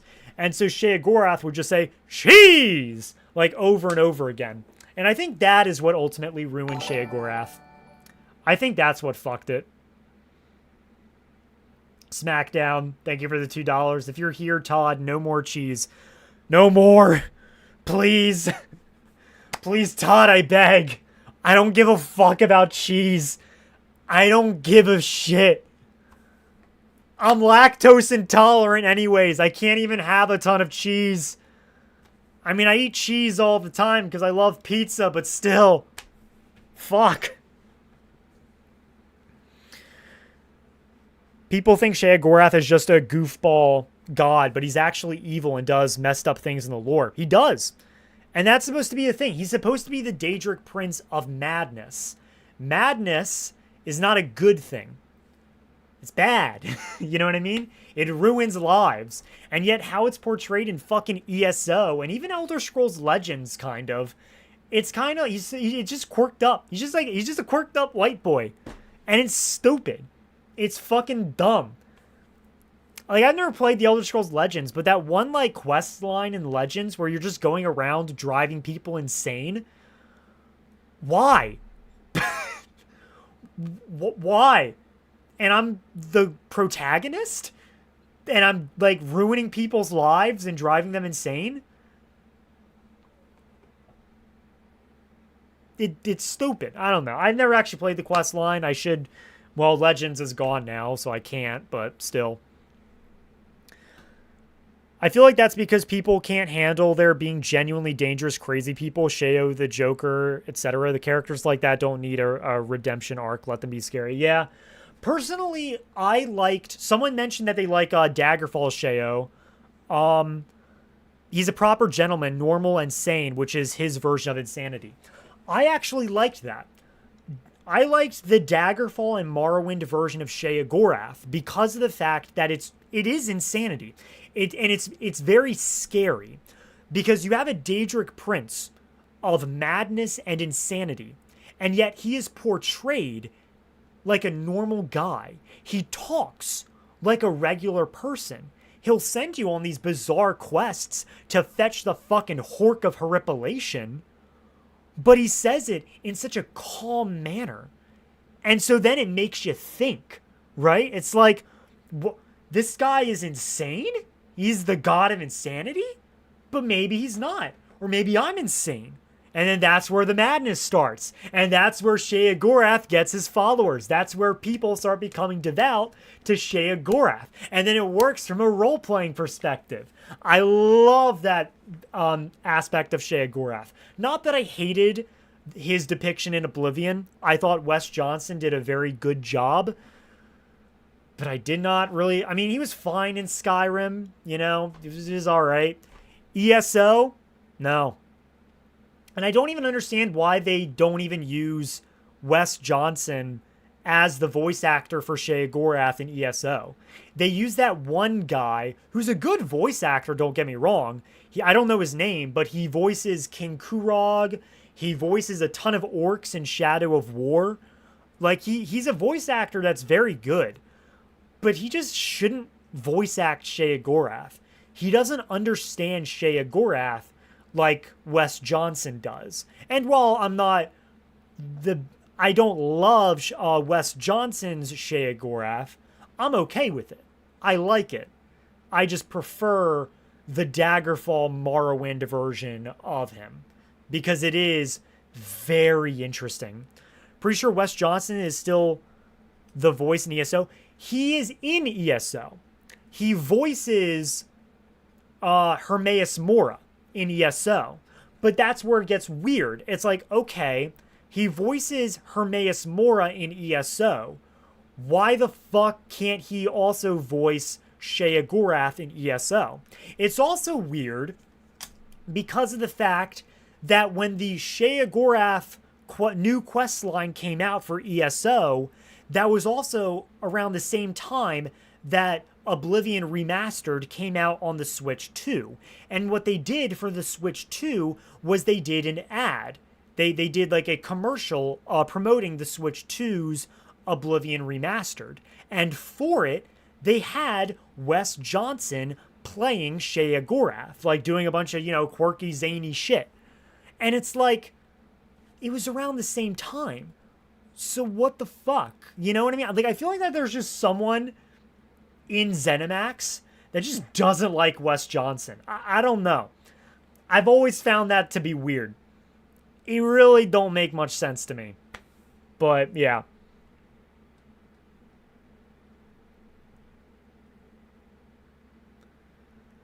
I liked Shadow of Mordor more than Shadow of War. I don't know if that's a hot take. I actually heard people like it, mostly because of the art style and the fact that the orcs looked scarier. On the other hand, am the opposite. I just literally can't play Shadow of Mordor anymore because I love Shadow of War. I've tried. I've tried to play Shadow of Mordor again, but I just can't because it just, in my opinion at least, doesn't compare to Shadow of War, which is like such a great game. I love it. Though I do have issues with it, but again, we're not going to get into that in this video. But yeah, I'm a big Shadow of War guy. It just sucks that there's never going to be a third game. And it does also suck that the whole, whatchamacallit, the game mechanic is, I forget the word for it, but no one else can use it in their games. It sucks.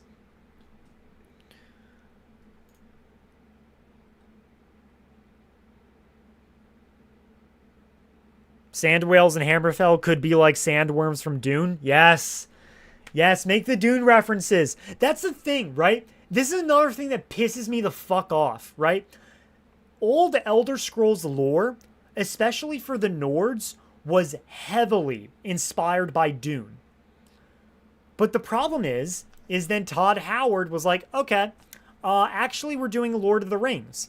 Skyrim, people say they were actually doing Game of Thrones. I don't really see that, really. I mean, I'm sure there were Game of Thrones, like, aspects put into it. I never really saw much of Game of Thrones in Skyrim, if I'm being honest. But it just became more mundane.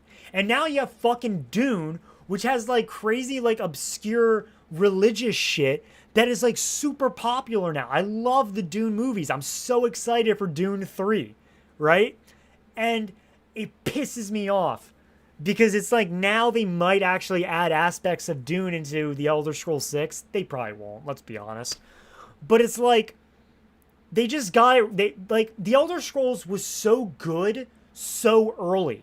And then they just made it mundane. But then all the stuff that was cool, that made it cool, is now popular again. And it's like, you never needed to make it mundane. This thing that pisses me off. It really grinds my gears. Yeah, oh, I just looked up. He's not the voice. It's someone named JB Blanc. Yeah, JB Blanc is the guy that plays Shea Gorath. And he's not a bad voice actor. Like, I like him as King Kurog in the Hrothgar DLC. I just don't like him as Shea Gorath. But yeah, do you think we will start with a default female protagonist? I mean, I hope that the protagonist isn't like a specific gender. I mean, I don't know what you mean by that. Like, you think that like it's promoted like as female, like it's hinted that it's canon. I don't know what you mean by that question. But like, I just hope that it's just like how it is in every other game, where it's just kind of up to player interpretation. I hope Asha Sharma's Grandeur Elder Scrolls 6 comment relates to the size of enemies like sandworms. I don't know. They Disney'd Elder Scrolls lore. They didn't Disney it. They just made it like too like. they just like kind of turned it into generic fantasy. And while I'm a big fantasy guy, I think people in real life, my like genuine friends, they probably think that like I'm like a generic like fantasy nerd. But the problem is, I'm not. I don't really like generic fantasy all that much. Like I've seen stuff like D&D stuff, like what's it called, Vox Machina and stuff like that. And I gotta be honest, like I'm not the biggest fan of it. You know what I mean? Like it's just not. It isn't. It's not really for me. It's just like generic fantasy. It's just random bullshit go, and I'm not really a fan of that. I love like the more like weird esoteric aspects of the Elder Scrolls. I'm an Elder Scrolls fan, not a fantasy fan. And so it does suck that like again, like the Elder Scrolls has gotten to be more generic fantasy, especially in ESO. Somerset is all high fantasy and I want it so bad. I didn't really like how Somerset was the city of Alinor and stuff was portrayed in ESO. It was supposed to be, if you know the Emerald City from the Wizard of Oz, that's what Alinor and all the cities in Somerset were supposed to be. Here, even though my mic's blocking the way. And they just kind of made it just like kind of like gothic, and I did not like it. I'm not really a fan of that. In your last video, you said Cyrodiil was supposed to be a jungle. Can you explain? I've only played Oblivion and Skyrim. So so basically whenever the games Redguard and Morrowind came out, writers like Kurt Kuhlman, Ted Peterson, and Michael Kirkbride, they wrote a bunch of lore in these manuals called The Pocket Guide to the Empire, right? And it actually talked about a lot of the lore for all of Tamriel, like every province and everything. And in The Pocket Guide to the Empire, they talked about what Cyrodiil was supposed to be like. Cyrodiil was supposed to have thousands of different cults, at least in the Nibelheim region.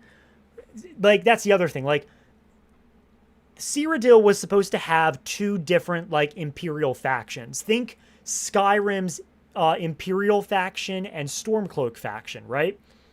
The Imperials were supposed to have something similar. They were supposed to be the Colovians in Western Cyrodiil, who were very much similar to the Nords, but, you know, Imperial. And they also, like, would worship, gods like Shor, who were actually Nordic gods. And the Nibelheim region, the Eastern region, they would worship, like, they would have different cults. So they would, like, have, like, a cult dedicated to, like, worshiping Morahas, who is, like, a divine winged bull. A cult dedicated to worshiping Pelennor Whitestrake, so on and so forth. They would worship the 9 divines, but they would also have their more abstract cults. And also, in the Pocket Guide to the Empire, it is explained that Cyrodiil, especially Western Cyrodiil, was supposed to be all jungle. Instead, it was supposed to be similar to what you would see in Elsewhere. If you've ever seen Southern Elsewhere in The Elder Scrolls Online, that is like a jungle. Cyrodiil is supposed to be a jungle. Valenwood is a jungle. That's what Cyrodiil was supposed to be. Not the entirety of it, but most of it. And when Oblivion came out, when Oblivion was being made, Todd Howard saw Lord of the Rings and wanted Cyrodiil to instead be more like a jungle. Now, to be fair, I will say this. The idea of Cyrodiil not being a jungle anymore, I'm actually okay with, because of the fact that in lore, and fun fact, Heimskr from Skyrim, good old Heimskr who everyone hates, actually turned this into canon lore. But it was originally unofficial lore added by Michael Kirkbride that eventually turned canon. And it was basically that when Tiber Septim became the emperor, he said, quote, let me look up the quote. Heimskr quote, Elder Scrolls. He turned all of Cyrodiil not into a jungle anymore. He turned it into a forest because he saw that his legionnaires fucking hated marching around the jungles of Cyrodiil. It was difficult for them. So he, I can't remember what the original thing was called. Yeah, it's a reference to a thing that Michael Kirkbride wrote. And he says, quote, let me get my YouTube viewing thing here. It says, quote, and after the throne of Alinor did finally break at the feet of men, basically when Alinor and Somerset was conquered by the Empire, and news of it came to the Dragon Emperor in Cyrodiil, I'm assuming that's, Tiber Septim, he gathered his captains and spoke to them, saying, "You have suffered for me to win this throne, and I see how you hate jungle. Let me show you the power of Talos Stormcrown, born of the north, where my breath is long winter. I breathe now in royalty, and reshape this land which is mine. I do this for you, red legions, for I love you." And he basically transformed all of Cyrodiil from jungle into a forest. I actually like this, and this is unofficial. This was originally unofficial, I should say. It was just in a random forum that Michael Kirkbride wrote in 2006. But Heimskr, Skyrim, if we look up Heimskr, he has a quote where he says, quote, but you were once man, I, and as man you said, let me show you the power of Talos Stormcrown, born of the north, where my breath," he says the same thing again, turning that unofficial lore into canon lore.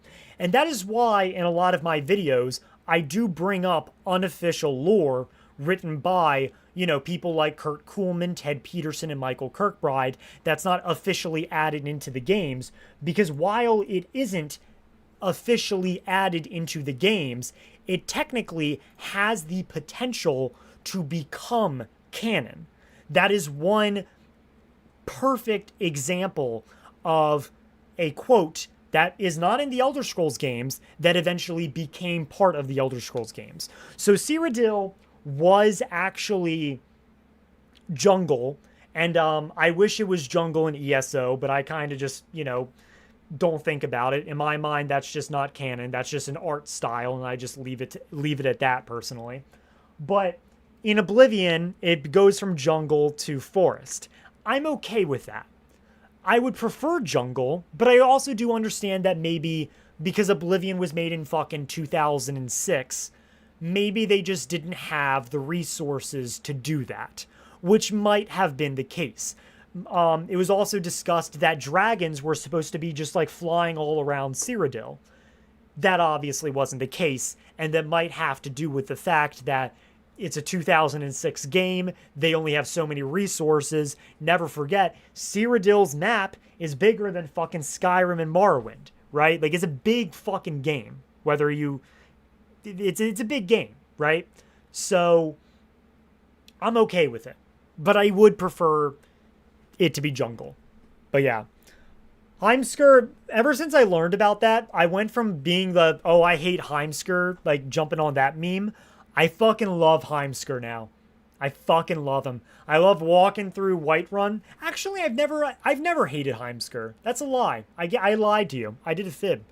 I've always enjoyed Heimskr because I've always enjoyed like hearing his like chants as I'm like walking through Whiterun, especially to Dragon's Reach, because of the fact, and whenever if he dies or anything, the city just feels empty, for me at least.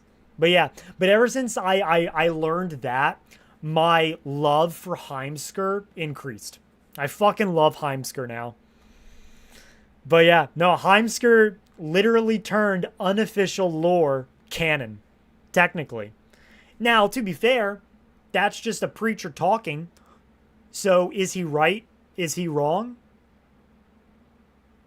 But in my eyes, everything is real and not real at the same time, which is kind of how Elder Scrolls lore works. Everything is contradictory to itself. So in my mind, like, everything is true and not true at the same time. So I believe it implicitly, but yeah. I don't know why I'm holding this. This is literally like lens cleaner for my glasses. I've been holding this like the whole fucking stream. No clue why, but yeah. Heimskir's dope even if he's a bit quirked up, yeah. Rise up, children of the Empire. Rise up, Stormcloaks. I can't remember the exact order of it, but yeah. Let me show you the power of Talos Stormcrown, born of the North, whose breath is long winter. Yeah. Do you prefer how the Khajiit and Argonians look in ESO or Skyrim? This might be a hot take. I prefer how they look in ESO. I don't like how the Khajiit look in Skyrim because of their jawbones are fucking weird. I've never like their bones right here are always like down, but like it's weird. The whole like facial structure of the Khajiit, I've never really liked in Skyrim. And there's no mod that fixes it without completely altering the way the Khajiit look in a way that looks fucking stupid. But yeah. Heimskir is the godhead, and I'm sick of pretending he's not. You know what? He might be. Who can say, honestly?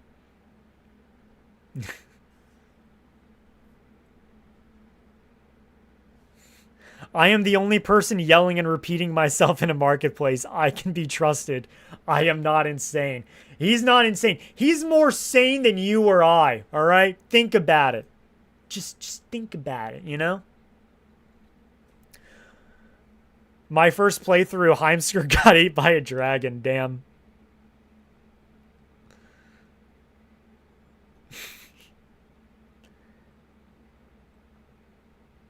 How many in-game years after Skyrim do you want the Elder Scrolls 6 to be set in? I got really no preference, honestly. Not 200 like Skyrim. I would prefer maybe like 4 to 7, like how Morrowind was to Oblivion, because Morrowind to Oblivion was 7 years. I don't know about the other games, but I know that was 7 years. Something like that, 4 to 7 years. I think that's fine. Let Hammerfell recover a bit. I think that'd be good. But still be like a tattered mess so we can come in and fix all the shit going wrong like we do in Skyrim, where like everything's like faded and messed up and shit, and we kind of come in and fix it and put Skyrim in a better direction. There should be more Heimskirs for every god. Yes, 1000%. We should have gods like that, or preachers that are like Heimskir in every single city, preaching a different god. Fun fact, Heimskir's not a name, it's a title, and it means fool. So is Heimskir right? But I think he is. And that's what matters. And I will say that until the day I stop swiveling in my chair like this. Which will never happen. Do you think the Elder Scrolls 6 will be darker thematically than Skyrim? Probably the same, I would say. I don't see how it could be darker. I'd say it'd be probably the same. The Elder Scrolls 6 should not groom you into being in factions like Skyrim. Yeah, I mean, I would prefer that you really, like, earn your place, Like, you earn your place as a leader, or, like, a very honorable title. But also that you need the skills to actually become the leader. Like, it is silly that you can be, like, a mage and become the harbinger of the companions. Or you can become, like a rock-kicking, barbarian, and yet become the Archmage of the College of Winterhold. That's the more silly one. It should be more like Morrowind, where you actually have to have like a high skill in that specific faction in order to become the leader. Like for example, in Morrowind, in order to become the Archmage of the Mages Guild in Morrowind, you have to have a skill of 90 in a certain magical field.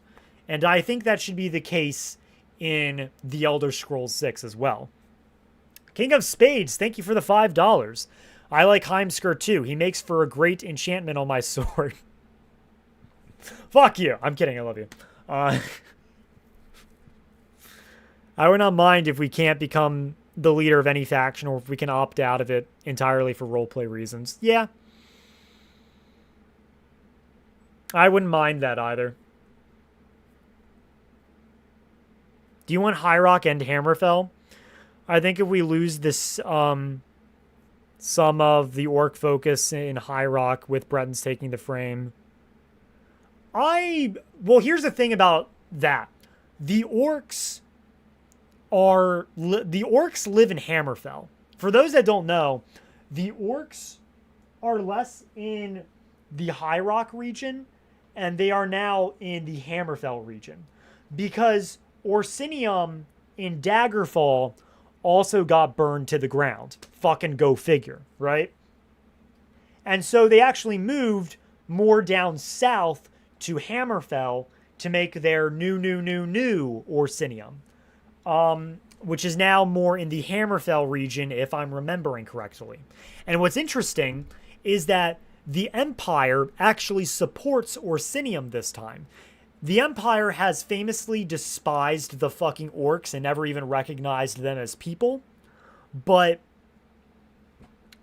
like, now the Empire is, like, very, very supportive of the orcs. I think I talked about that in my, what race would side with what faction in the Civil War. I think I mentioned that about the orcs. So the orcs would actually have their Orsinium in Hammerfell, near the Dragon Star City region. But yeah. Emil can do good work if it's not in a major writing role, a faction writer at most. I agree. Yeah, I'm not a big Emil fan, but I do think that it does stem. I think he's overhated mostly because of a speech or a lecture he gave where he gave like really bad advice that kind of was like an insult to people like me who understand Elder Scrolls lore and can give you a fucking geography lesson on where goddamn Orsinium is at. I can also give you a geography lesson on all the where all the Great House territories are in Morrowind, you know? Like, I know a lot about Elder Scrolls lore, you know? And so I remember he just gave a speech where he talked about how, like, oh yeah, no one cares about the lore. And it doesn't matter. So you gotta write like that. You gotta write like it doesn't matter. And it's like, well, that's insulting to me. But I think he's overhated, even though he was the lead writer on Starfield, and that game is literally nothing. I could go on about Starfield. It's a bad game with a bad story. It's not good. But, yeah.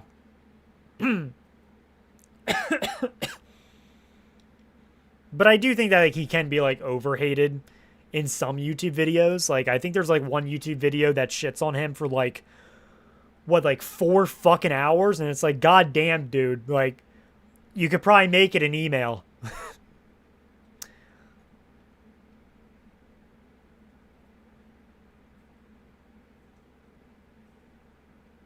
About the whole Cyrodiil being jungle thing, in the Gold Road chapter of ESO, part of the region has turned into a jungle. Yes, but I haven't played that DLC. I've played up until...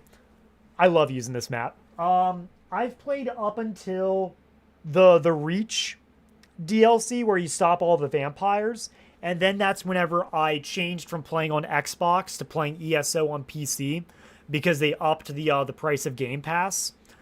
And so because of that, I was like, why should I pay extra for Game Pass on top of my ESO subscription? It was fucking stupid. So instead, I just decided to just play ESO on my super expensive PC I got. And so now I have to restart again. I was playing the game as a Telvanni, then I played ESO as a an Ordinator. Now I kind of want to play as a Remanite because I'm just super into Imperial lore right now, and I think it actually works the best from a roleplay perspective to actually like go to every region, join every faction like the Thieves Guild and Dark Brotherhood. Meanwhile, an Ordinator, it's weird for him to join the Thieves Guild and makes no sense for him to join the Dark Brotherhood. So, yeah. Yeah.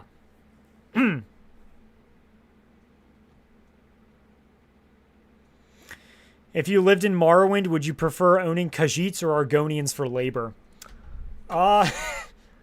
So, I don't know, because, like, Argonians are probably cheaper. This is a fucked up conversation, but I'm going to say it anyways because I'm a Telvanni. Because I'm a Telvanni faction, if you can see him over there, and I'm fucking based. I hit my knee on my desk. Ow. But Argonians are probably cheaper, but Khajiit probably are more experienced at farming because they grow moon sugar, you know? So probably Khajiit. I would say owning Khajiit would probably be better because they probably would make better farmers. I don't think Argonians would make better as good farmers, though to be fair, you know, not every individual is the exact representation of their culture, but I think I'd prefer Khajiit to Argonians as labor.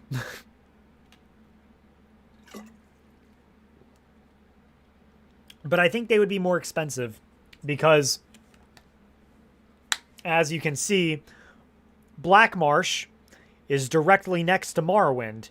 Elsewhere, it takes you a minute to get there. And you have to, like, travel through Cyrodiil to get there. I mean, if you go by land, of course. You can also just go by sea. But if you go by land, you'll have to operate in Cyrodiil, which has banned slavery. So, yeah.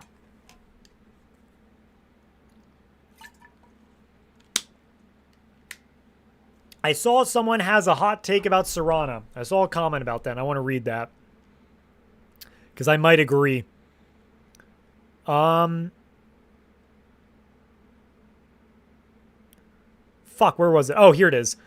Serana is a blood-sucking monster who seems to have no issue with keeping human cattle in chains. Yeah, I don't like Serana. She's very amoral and doesn't care about anyone but herself. I'm not a Serana fan. If anything, like, I think it's weird to simp over characters you can't romance in a game. Like, I think that's weird. Especially Serana, given what she's gone through to become a vampire. But if I had to simp for a character that you can't romance, it would be Freya, not Serana. I don't like Serana.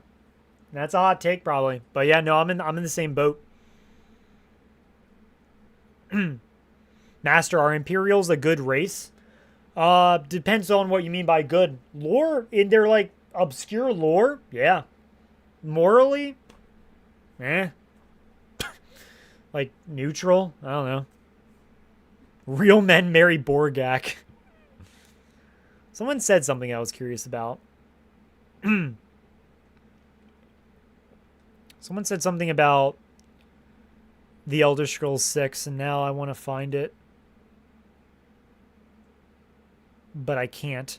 I was hoping there wouldn't be more boring sailing mechanics, but now that Black Flag got a remake, you can count on the Bethesda doing it as well. High Rock Province will have Kingdom Come elements. So, you know, I don't work at Bethesda, so I don't know. But to be fair, they've been working on The Elder Scrolls 6 since before Black Flag, and I think they're like super like in the development of it. And I don't think they're at a stage now where they could just, like, add, like, such a big new mechanic if they already weren't, just because Black Flag was popular. So, I mean, maybe they already were. I don't know. I far be it for me to know. I just hope they don't, because I don't think that they would do it justice, and I think that it would just make all other mechanics not as good. And again, every time Bethesda has done something new, they have floundered. They have not done as good. And it's a shame. It is very much a shame. Why has nobody thought about orcs for labor? Jeez, you're so right. But I mean, they're just so they're so far away. I don't know. Someone made a comment about Elder Scrolls 6, and I wanted to read it, but I lost it. Maybe it's up here. Oh, here it is. I just worry that the Elder Scrolls 6 is going to tank and we'll never get an Elder Scrolls game ever again. Most of my favorite races are in the southern half of Tamriel, and I feel like we'll never get games down there. That is always a fear. But never forget, fucking Halo still exists. So that should give you some hope. Halo was one of my favorite, like, gaming franchises, right? I loved Halo Reach. I loved Halo 3.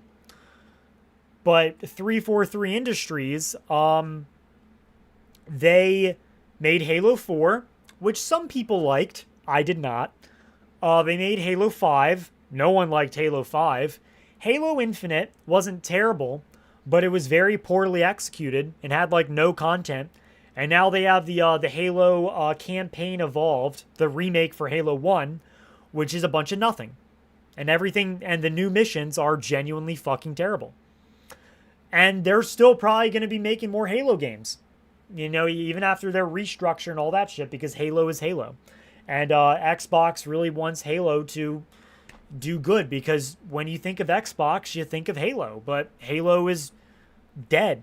And I think, you know, Xbox also wants the Elder Scrolls to succeed, because it is a powerhouse. I mean, again, like, I can make an Elder Scrolls video and it do, like, get, like, hundreds of thousands of views.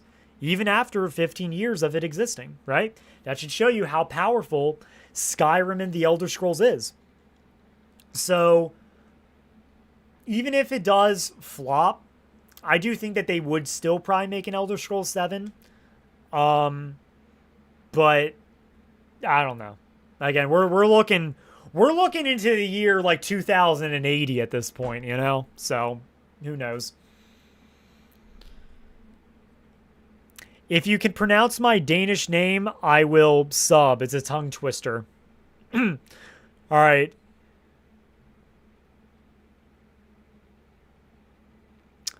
I don't want to. I feel like I'll embarrass myself now.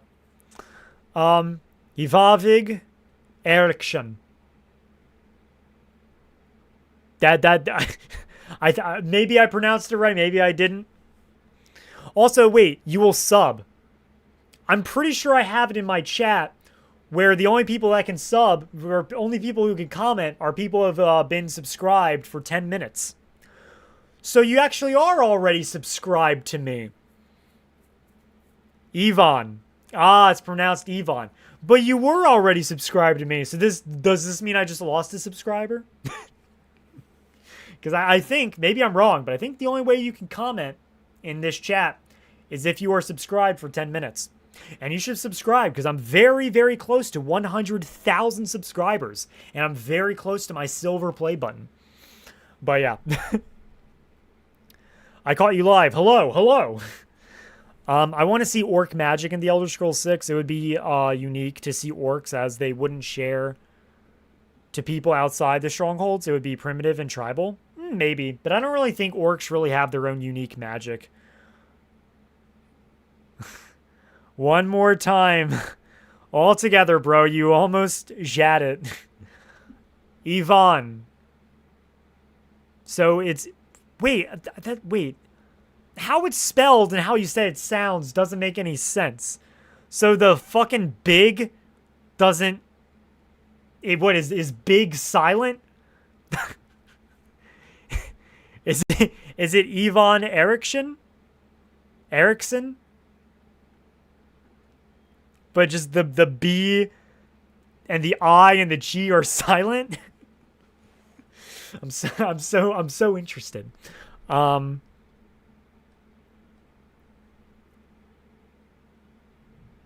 people copying and pasting want to be heard so bad. I'm okay with it, honestly, because I know that I'm missing comments. And I did literally say that you can do that. Because I know, because there's just so many. And then I go on tangents, and then I forget. And I move on. So I'm okay with that. Again, if you ask a question I never got to you, ask it again. Ivan, no, Ifan. Ifan? Bro, just change your name.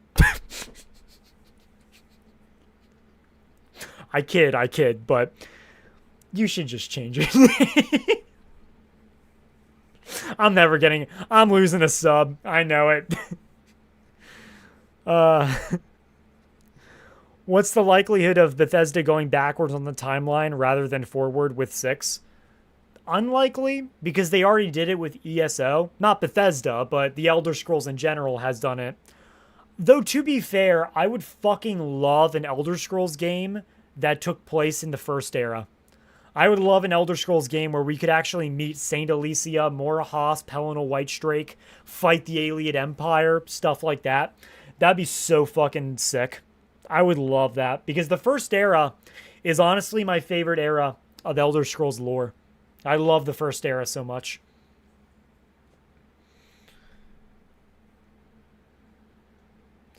I think 100% we'll see at least one dragon. Yeah, because, like, dragons exist now. You know, they were all resurrected by Alduin, so we know that they're around, and Bethesda has the, mechanics to actually make dragons. So, I think they'll exist. I just hope that they're, like, fewer in number. I don't want them to be all over the place. I remember Bethesda made a fucking, like, promotion thing years ago where they just, like, said, oh, yeah, people only like Skyrim because of dragons. And it's like, the fuck? No. Like, dragons are pretty cool, but, like, that's not why I like the Elder Scrolls. So, like, that was, like, a weird promo they made.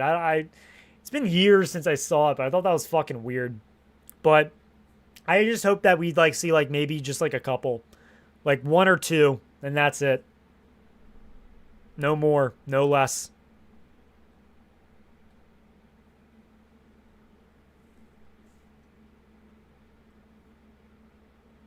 That would be so sick. Need Devaith Fear origin story. Yeah.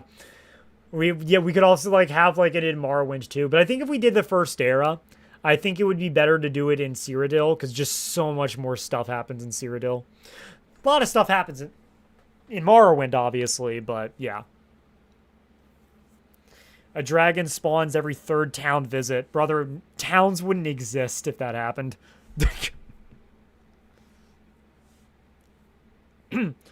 Wouldn't having games set in ancient history make it so fewer opportunities to roleplay since we know the outcomes of wars and such already? Not disagreeing, it'd be cool though. You're kind of right, and I do feel like that if they did go back to the first era, they would ruin a lot of its mystique. So you're not wrong. You are right. It probably would ruin a lot of its mystique. So maybe they shouldn't. I just really love the first era. One of my favorite eras for Cyrodiil and Morrowind. Holy shit, we've been talking for like literally 2 hours. And you know what? We really haven't delved. We just kind of went on a tangent, but I kind of delved into the whole Sentinel thing. But we didn't delve into it too much. I kind of talked about it, so I think I can keep the title. But yeah, no, going back to like literally the title of the video, it is definitely probably going to be called Sentinel, based off of what Michael Kirkbride confirmed. Will you make any Fallout content? Yes, I do plan on when Fallout 3 and Fallout New Vegas get a remaster. I am definitely going to be making content. Now, to be fair, let me explain, because I think whenever I made my Absolute State of Bethesda video, people got really confused.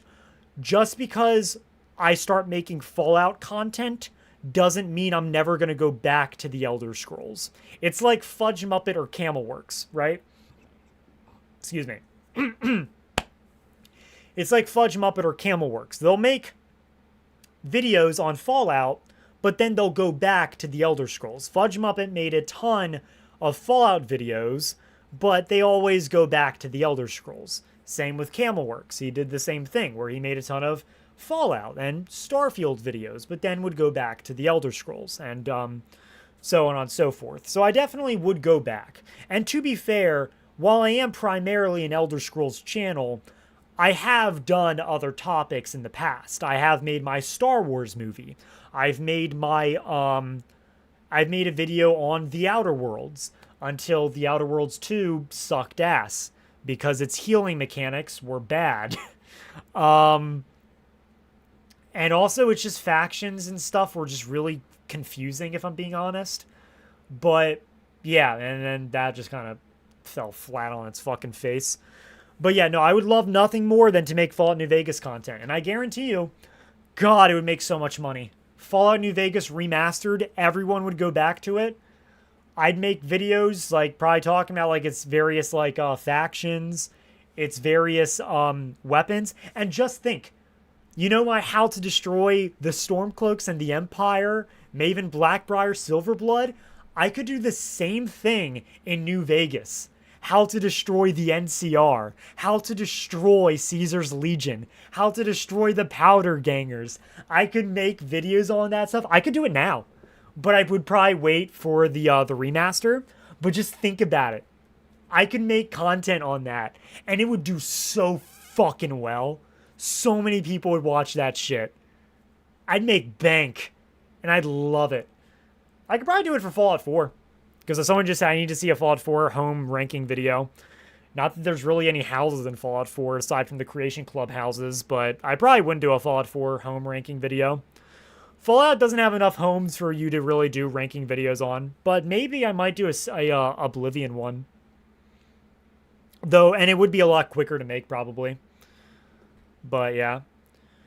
New Vegas Remaster does pique my interest, as New Vegas is my Fallout game. Yeah, same for me. Sadly, Fallout 3 is, I mean, let's be honest, if we look at it from a business perspective, if you look at it from, like, a non-biased perspective, it makes sense that they would remaster Fallout 3 first. And if I was in charge of Bethesda, I think I would too. But I really wish that they would just do New Vegas first because it's more popular. And I would make more content on it. And it would just do better, I think. But Fallout 3 would be first. And hey, I can still do How to Destroy the Enclave. That can still work.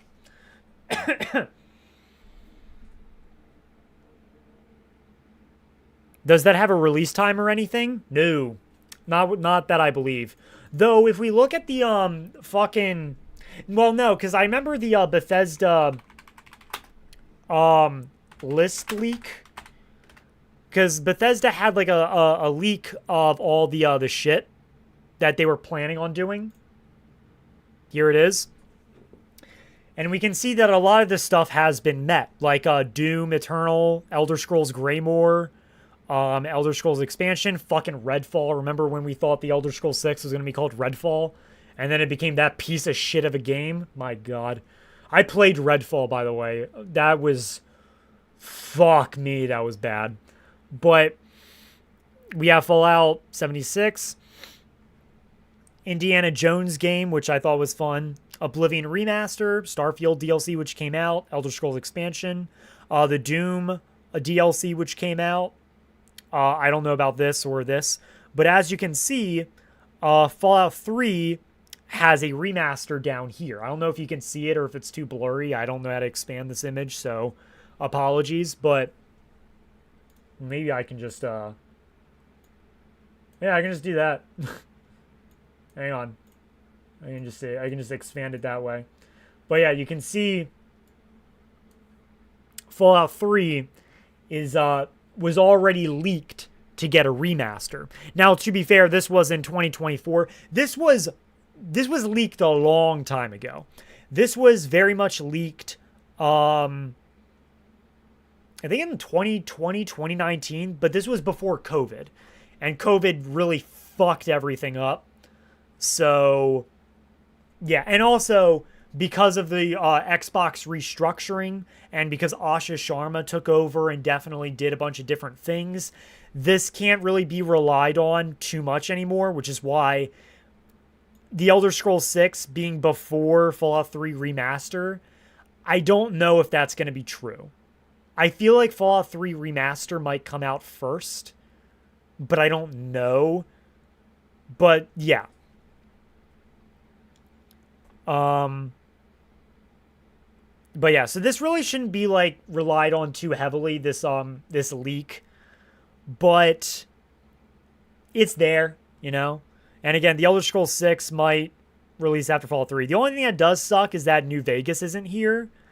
But again, that probably happened whenever Asha Sharma basically took the rights for all of it away from Todd, and Todd didn't have any more like power and all that. Yeah.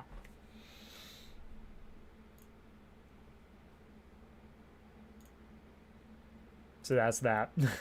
Let me actually change. Whoa, wait, I can't show that because that's my key. Hang on 1 second. There we go. Let's go here.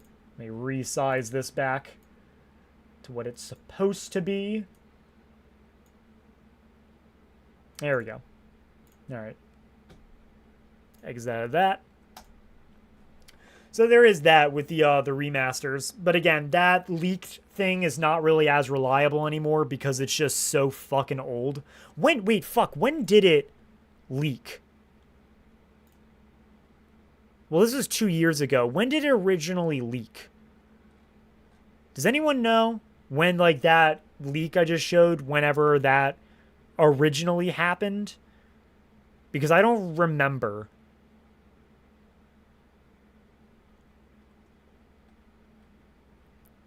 I got no clue. Because it was so long ago. 2019, yeah.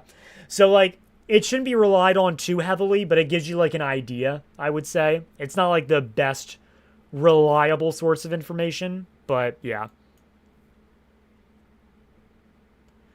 Man, I'm more sad we're not getting Dishonored 3. Yeah. I played Dishonored 1. I liked it. Dishonored 2 was not... It didn't run well for me. So, like, I don't know if that was, like, a universal thing, but it was, like, delayed. Like, anytime I put, like, an input on, like, a controller, it would take, like, a second before my character moved. It was really bad. And I was on my Xbox doing it. I don't know if that was, like, poorly optimized or what, but it was fucking bad. I couldn't play Dishonored 2. And I don't know if that was, like, a widespread thing or just a me thing. But it sucked because I really wanted to. If you were going to make more Elder Scrolls builds, I would love to see a Redoran build or Halalu build. That was a plan of mine. I wanted to make a Halalu build video after my Halalu lore video. But because my build videos in general just don't get fucking views, it's just not worth the time. They don't take as long to make as, say, my current video, which is going to be like an hour long. And my Houses Ranked video, both of which took like a very long time to make. Or my movie, my Skyrim Part 2 movie, which didn't get that many views, if I'm being honest. So I might, put the brakes on it. But it was also the College of Winterhold, so it makes sense that not many people would really have their eyes glued to that, as with compared to like the Thieves Guild or Dark Brotherhood, which I think would have more views on it. But build videos just never got any views, sadly, and it just wasn't worth the time, which sucks because I really love writing stories, and I loved making build videos, but it's just the fact that it's just not worth the time. I did one for Camelworks, but that was definitely going to be...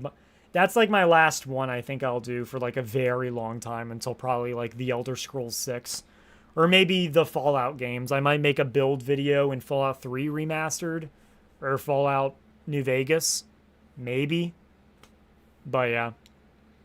Yeah, I know every time I say that, I know that there's always people that watch them. And it's not like... Technically, they don't get bad views. Like, they do get like over 10K. But like...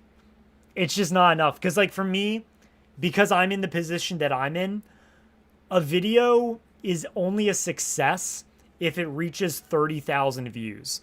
If a video gets below that, I consider that a failure, and I probably should, like, avoid making more of that type of video. So, yeah. And unfortunately, I haven't had a build video get 30K views in a long fucking time. I mean, my Camelworks one did, but those were extenuating circumstances, so yeah.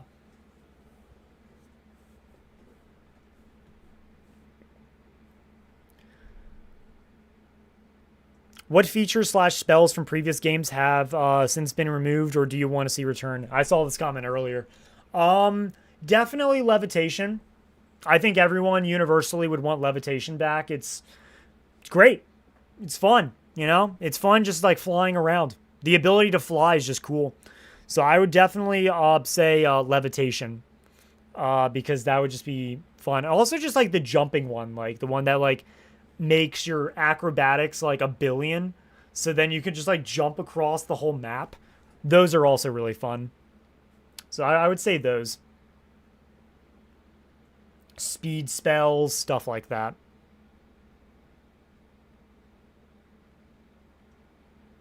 Make the videos you love to make. I do. Don't get me wrong. I do make videos that I definitely want to make, but you have to understand YouTube is my job technically as of right now, and I need to make money because if I don't make enough money, I'm shit out of luck, you know? Because I do want to eventually move out of my parents' house, which is where I'm at, live in my own place, and then pay rent or, you know, pay a mortgage or shit like that. And I'm going to need to, you know, make a sizable amount of money. And if I just make only build videos, my revenue is just going to plummet. So, like, I do try to do, like, a healthy balance between the two. But, yeah, I just have to do, like, a healthy balance. And unfortunately, build videos, I just can't as much as I want to, you know? Not that it's anyone's fault, you know? It's just how it is. That's just how it is, you know? It's not like I'm like, don't make it, I don't want it to seem like I'm like, guilt tripping people in here or like saying, how dare you not watch my build videos? I'm not trying to, don't get me wrong. I'm not trying to say any of that. It's more of like a wider thing, obviously, especially when you're dealing with, you know, statistics and, you know, massive, like, you know, populations with thousands of views and stuff like that. But yeah. Even some of my favorite Fudge Muppet videos, again, the Fudge Muppet Remanite video, one of my favorite videos of all time, and it only has like 100,000 views. And that's probably because I watched it 30 fucking times. Your character writing is actually my favorite part of your content. It allows for more creativity in general, builds or otherwise. The narrative-focused videos are definitely the pull for me, at least. Yeah, I went to college and I minored in creative writing. So, like, I genuinely do love writing and doing stuff like that. It is genuinely a passion of mine. And years ago, I even like was like formulating my own like fantasy universe and stuff like that as like a side thing I did. So like I love writing, but again, you know, it is what it is.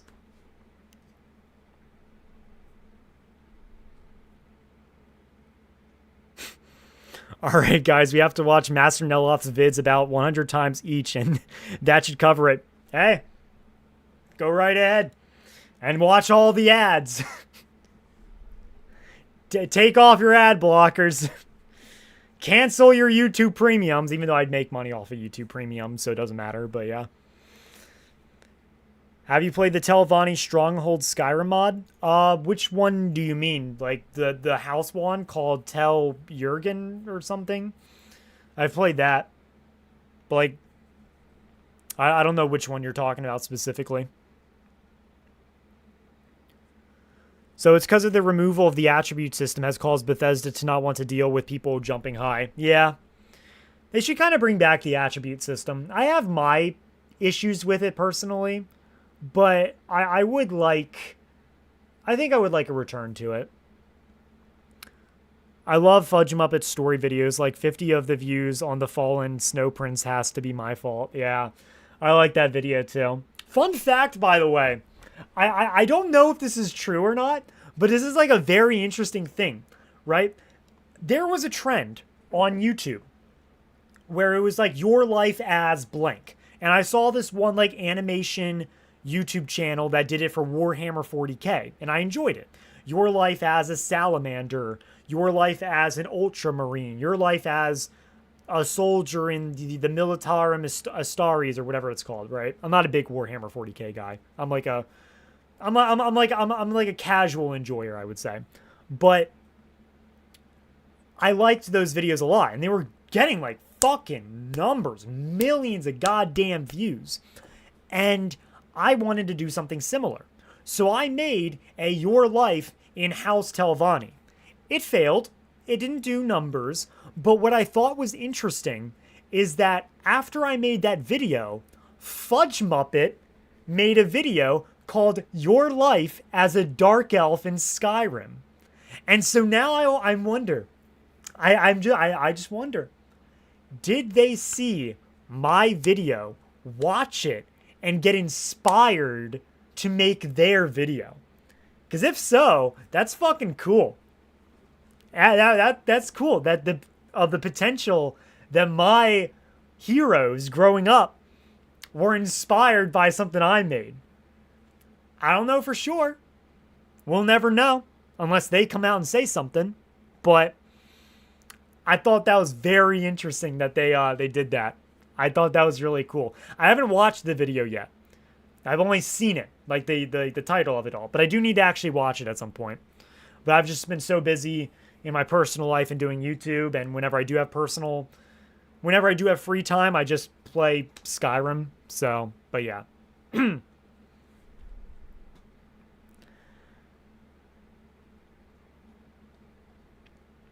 So, we have streamed for 2 hours and 15 minutes. So, I think what I'm going to start doing in the future is I would like to stream every Friday. I would like to do a weekly live stream. And I don't think I'd want to do like super long live streams. Play some Skyrim. Yeah, I don't think I'm going to do it today. Maybe I'll do it tomorrow, like at night, maybe. I don't know. But I would like to start, especially because in Skyrim, I'm literally at the point where I'm about to kill Alduin. So I think it would be cool to live stream that. In fact, I might do it now. I could do it now. The problem is that my voice is fucked because I've been talking for 2 hours and 16 minutes. And if I'm going to want to record, I might need to like save my voice and all that stuff. So I think I might live stream again tomorrow maybe. But I think what I'll do in the future is I will stream once a week. Because I've always been super inconsistent when it comes to live streaming. And I think that's what I'm going to start doing. I'm just going to like ease into it, you know? So I think I'll do it every Friday, I would say. I think that's like a good time to do it. So I think that's going to be my goal. I would like to do Skyrim, but again, I wouldn't want to talk, and I feel like that would just not be good for like a live stream, especially a live stream on my YouTube channel and less on my Twitch. I think Twitch is where I could just like casually stream something and not talk, even though I haven't streamed in fucking months on there. But yeah, I'm going to save my voice. I don't really want to stream any longer than 2 hours because I just don't want to I don't want to force myself, you know? But maybe in the future I'll stream longer. But for like a first video, because I haven't streamed in a long ass time. It's been a long time since I streamed. But I think this is a good first stream back, talking about, you know, the news with the Elder Scrolls 6 likely being Sentinel. There it is, Sentinel. Fucking Draw YouTube, that YouTuber popped in for a second. That was pretty fucking cool. That he subscribed to me, because I'm pretty sure that's how he even saw my fucking live stream. He's subscribed. So that's pretty cool. But yeah. So I'm definitely going to probably end the live stream and save my voice. I'm probably going to go take a shower, take a little break, probably just play some Skyrim by myself, or maybe just play something different. It has been 1 year since your last live stream. That is my last public live stream. I did stream other things, but I did private them, mostly because I didn't think that they were up to snuff, or they were Skyrim related, and also there were just certain things. Like, for example, I streamed Helldivers 2 on my YouTube channel, which probably wasn't a good idea because no one watched it.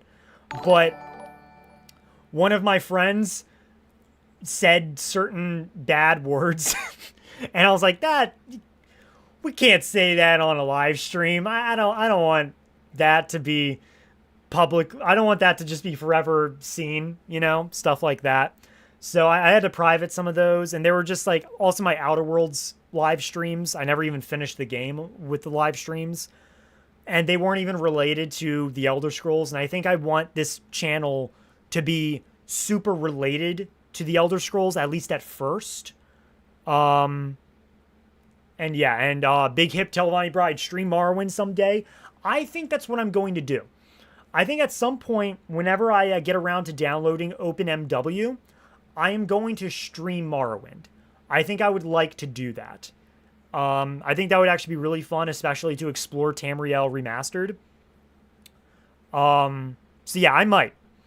Not anytime soon. Again, I think I mentioned that in my video that I made, but I would like to play Skyrim, and then I think I would like to do Oblivion. I don't think I'll live stream Oblivion because there's certain things that I really would like to record. Like, I want to record Knights of the Nine DLC because I want to make a video on Pelennor Whitestrake. I want to make a whole video devoted to Pelennor Whitestrake because those videos do fucking those Pelennor Whitestrake videos do numbers, and I want to have the Pelennor Whitestrake video. I want to give my 2 cents, you know? And I like the character a lot. I love Wrath-focused characters. I love the Doomslayer. I really need to play the Doom Dark Ages DLC because I've heard it's actually pretty good. It's just sad that I think id Software got canned, so they're not going to be. There's no more Doom for a very long time, which is very sad because I really like Doom, like a lot.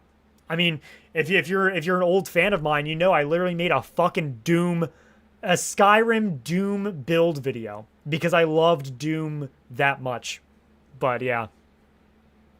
So multiplayer OpenMW, maybe I'll do that.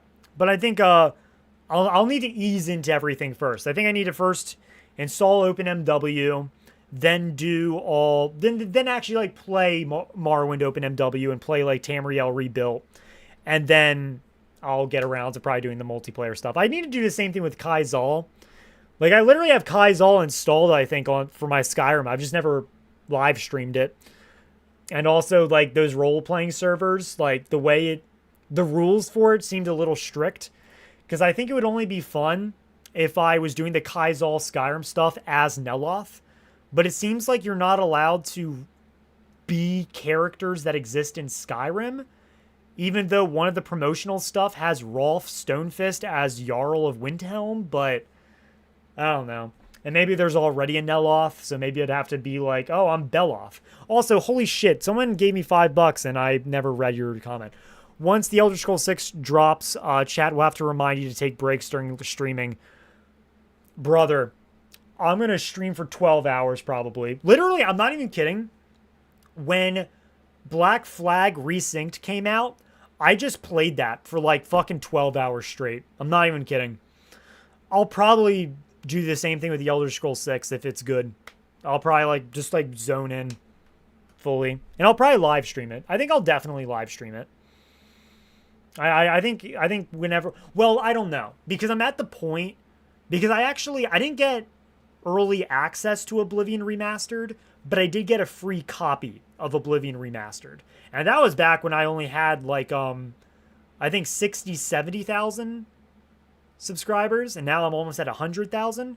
So I will probably, unless they just randomly release the Elder Scrolls 6 like they did with the Oblivion Remaster, which, by the way, came out at the most inconvenient time for me. I was still so pissed off at that.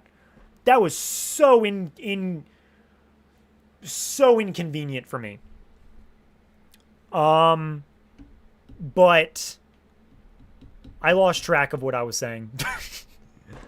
I completely lost track of what I was saying. But fuck, what was I saying? I don't remember. But yeah. I'll definitely get around to streaming Morrowind. I'll probably do the same thing with Oblivion, but maybe not Knights of the Nine, because I would like to just record that normally for a YouTube video. Same with the Shivering Isles. I think I would rather just record that, because I already have gameplay of some of Oblivion's main quest, so I don't have to. I can live stream that. That's fine. But I'll definitely need gameplay for like other videos. And that's like, that was ultimately why I made my Skyrim movie and all that stuff, was because I just wanted gameplay of the Skyrim main quest so I could use it in YouTube videos. So, yeah. Anyways, I've been talking for almost 2.5 hours. So I think it is time for me to end the stream. My voice is definitely a bit raspy right now. I mean, it probably doesn't sound raspy, but I fucking feel it. So yeah. You needed your Canis Root tea. Oh yeah, you're so right. Let me drink some Canis Root tea before ending. I know I said I was about to end this, but I'm seeing the whole like Oblivion or Morrowind remaster. I don't think a Morrowind remaster is a good idea. Personally, I don't think it's necessary. I think OpenMW does that. But then again, Oblivion probably had its mods that did the same thing. I don't know. But yeah, but I do know one thing. Skyblivion will probably render Oblivion Remastered obsolete. I genuinely believe that. All those comments of people saying, oh, I feel so sorry about Skyblivion. No one's ever going to play it. It's just going to be the Oblivion Remaster. I feel so sorry. Those fake-ass fucking, like, sympathetic comments. Fucking hated those comments so much. Because you know, based off of the, I know everyone's saying goodbye. I definitely just need to leave. I'm going on another goddamn tangent. But you know Skyblivion is going to succeed. Anyways, people will actually be able to run Skyblivion. That's true. Anyways, I've talked long enough. I am going to go now. I'm going to take a shower. I'm going to relax for like a bit and then start recording some more stuff. And yeah, someone said I'm an Xbox player, so I can't play Morrowind mods. That is one good reason for maybe having a Morrowind remaster for those that play on Xbox. But do keep in mind, you can play Morrowind on Xbox. I did on my Xbox One and Xbox Series X that I have. So yeah. Anyways, Wealth Beyond Measure Outlander. Goodbye to everyone. Let me do my outro. So with all that being said, make sure to like the like button, like the subscribe button, and like the bell notification down below to be updated on future live streams and just regular videos. And be prepared to see my True Gods of the Empire video, which ain't, I don't know when that's going to release. I'm trying to record the dialogue for it, so I'm in the early stages of that video. I just finished the script for it, but yeah. Bell notification, and I will see you whenever the fuck I decide to upload again. House Telvanni be with you. Holy fuck, I might just talk like this, because I'm not really exerting my voice all that much, and you might still hear me pretty well. Anyways, bye.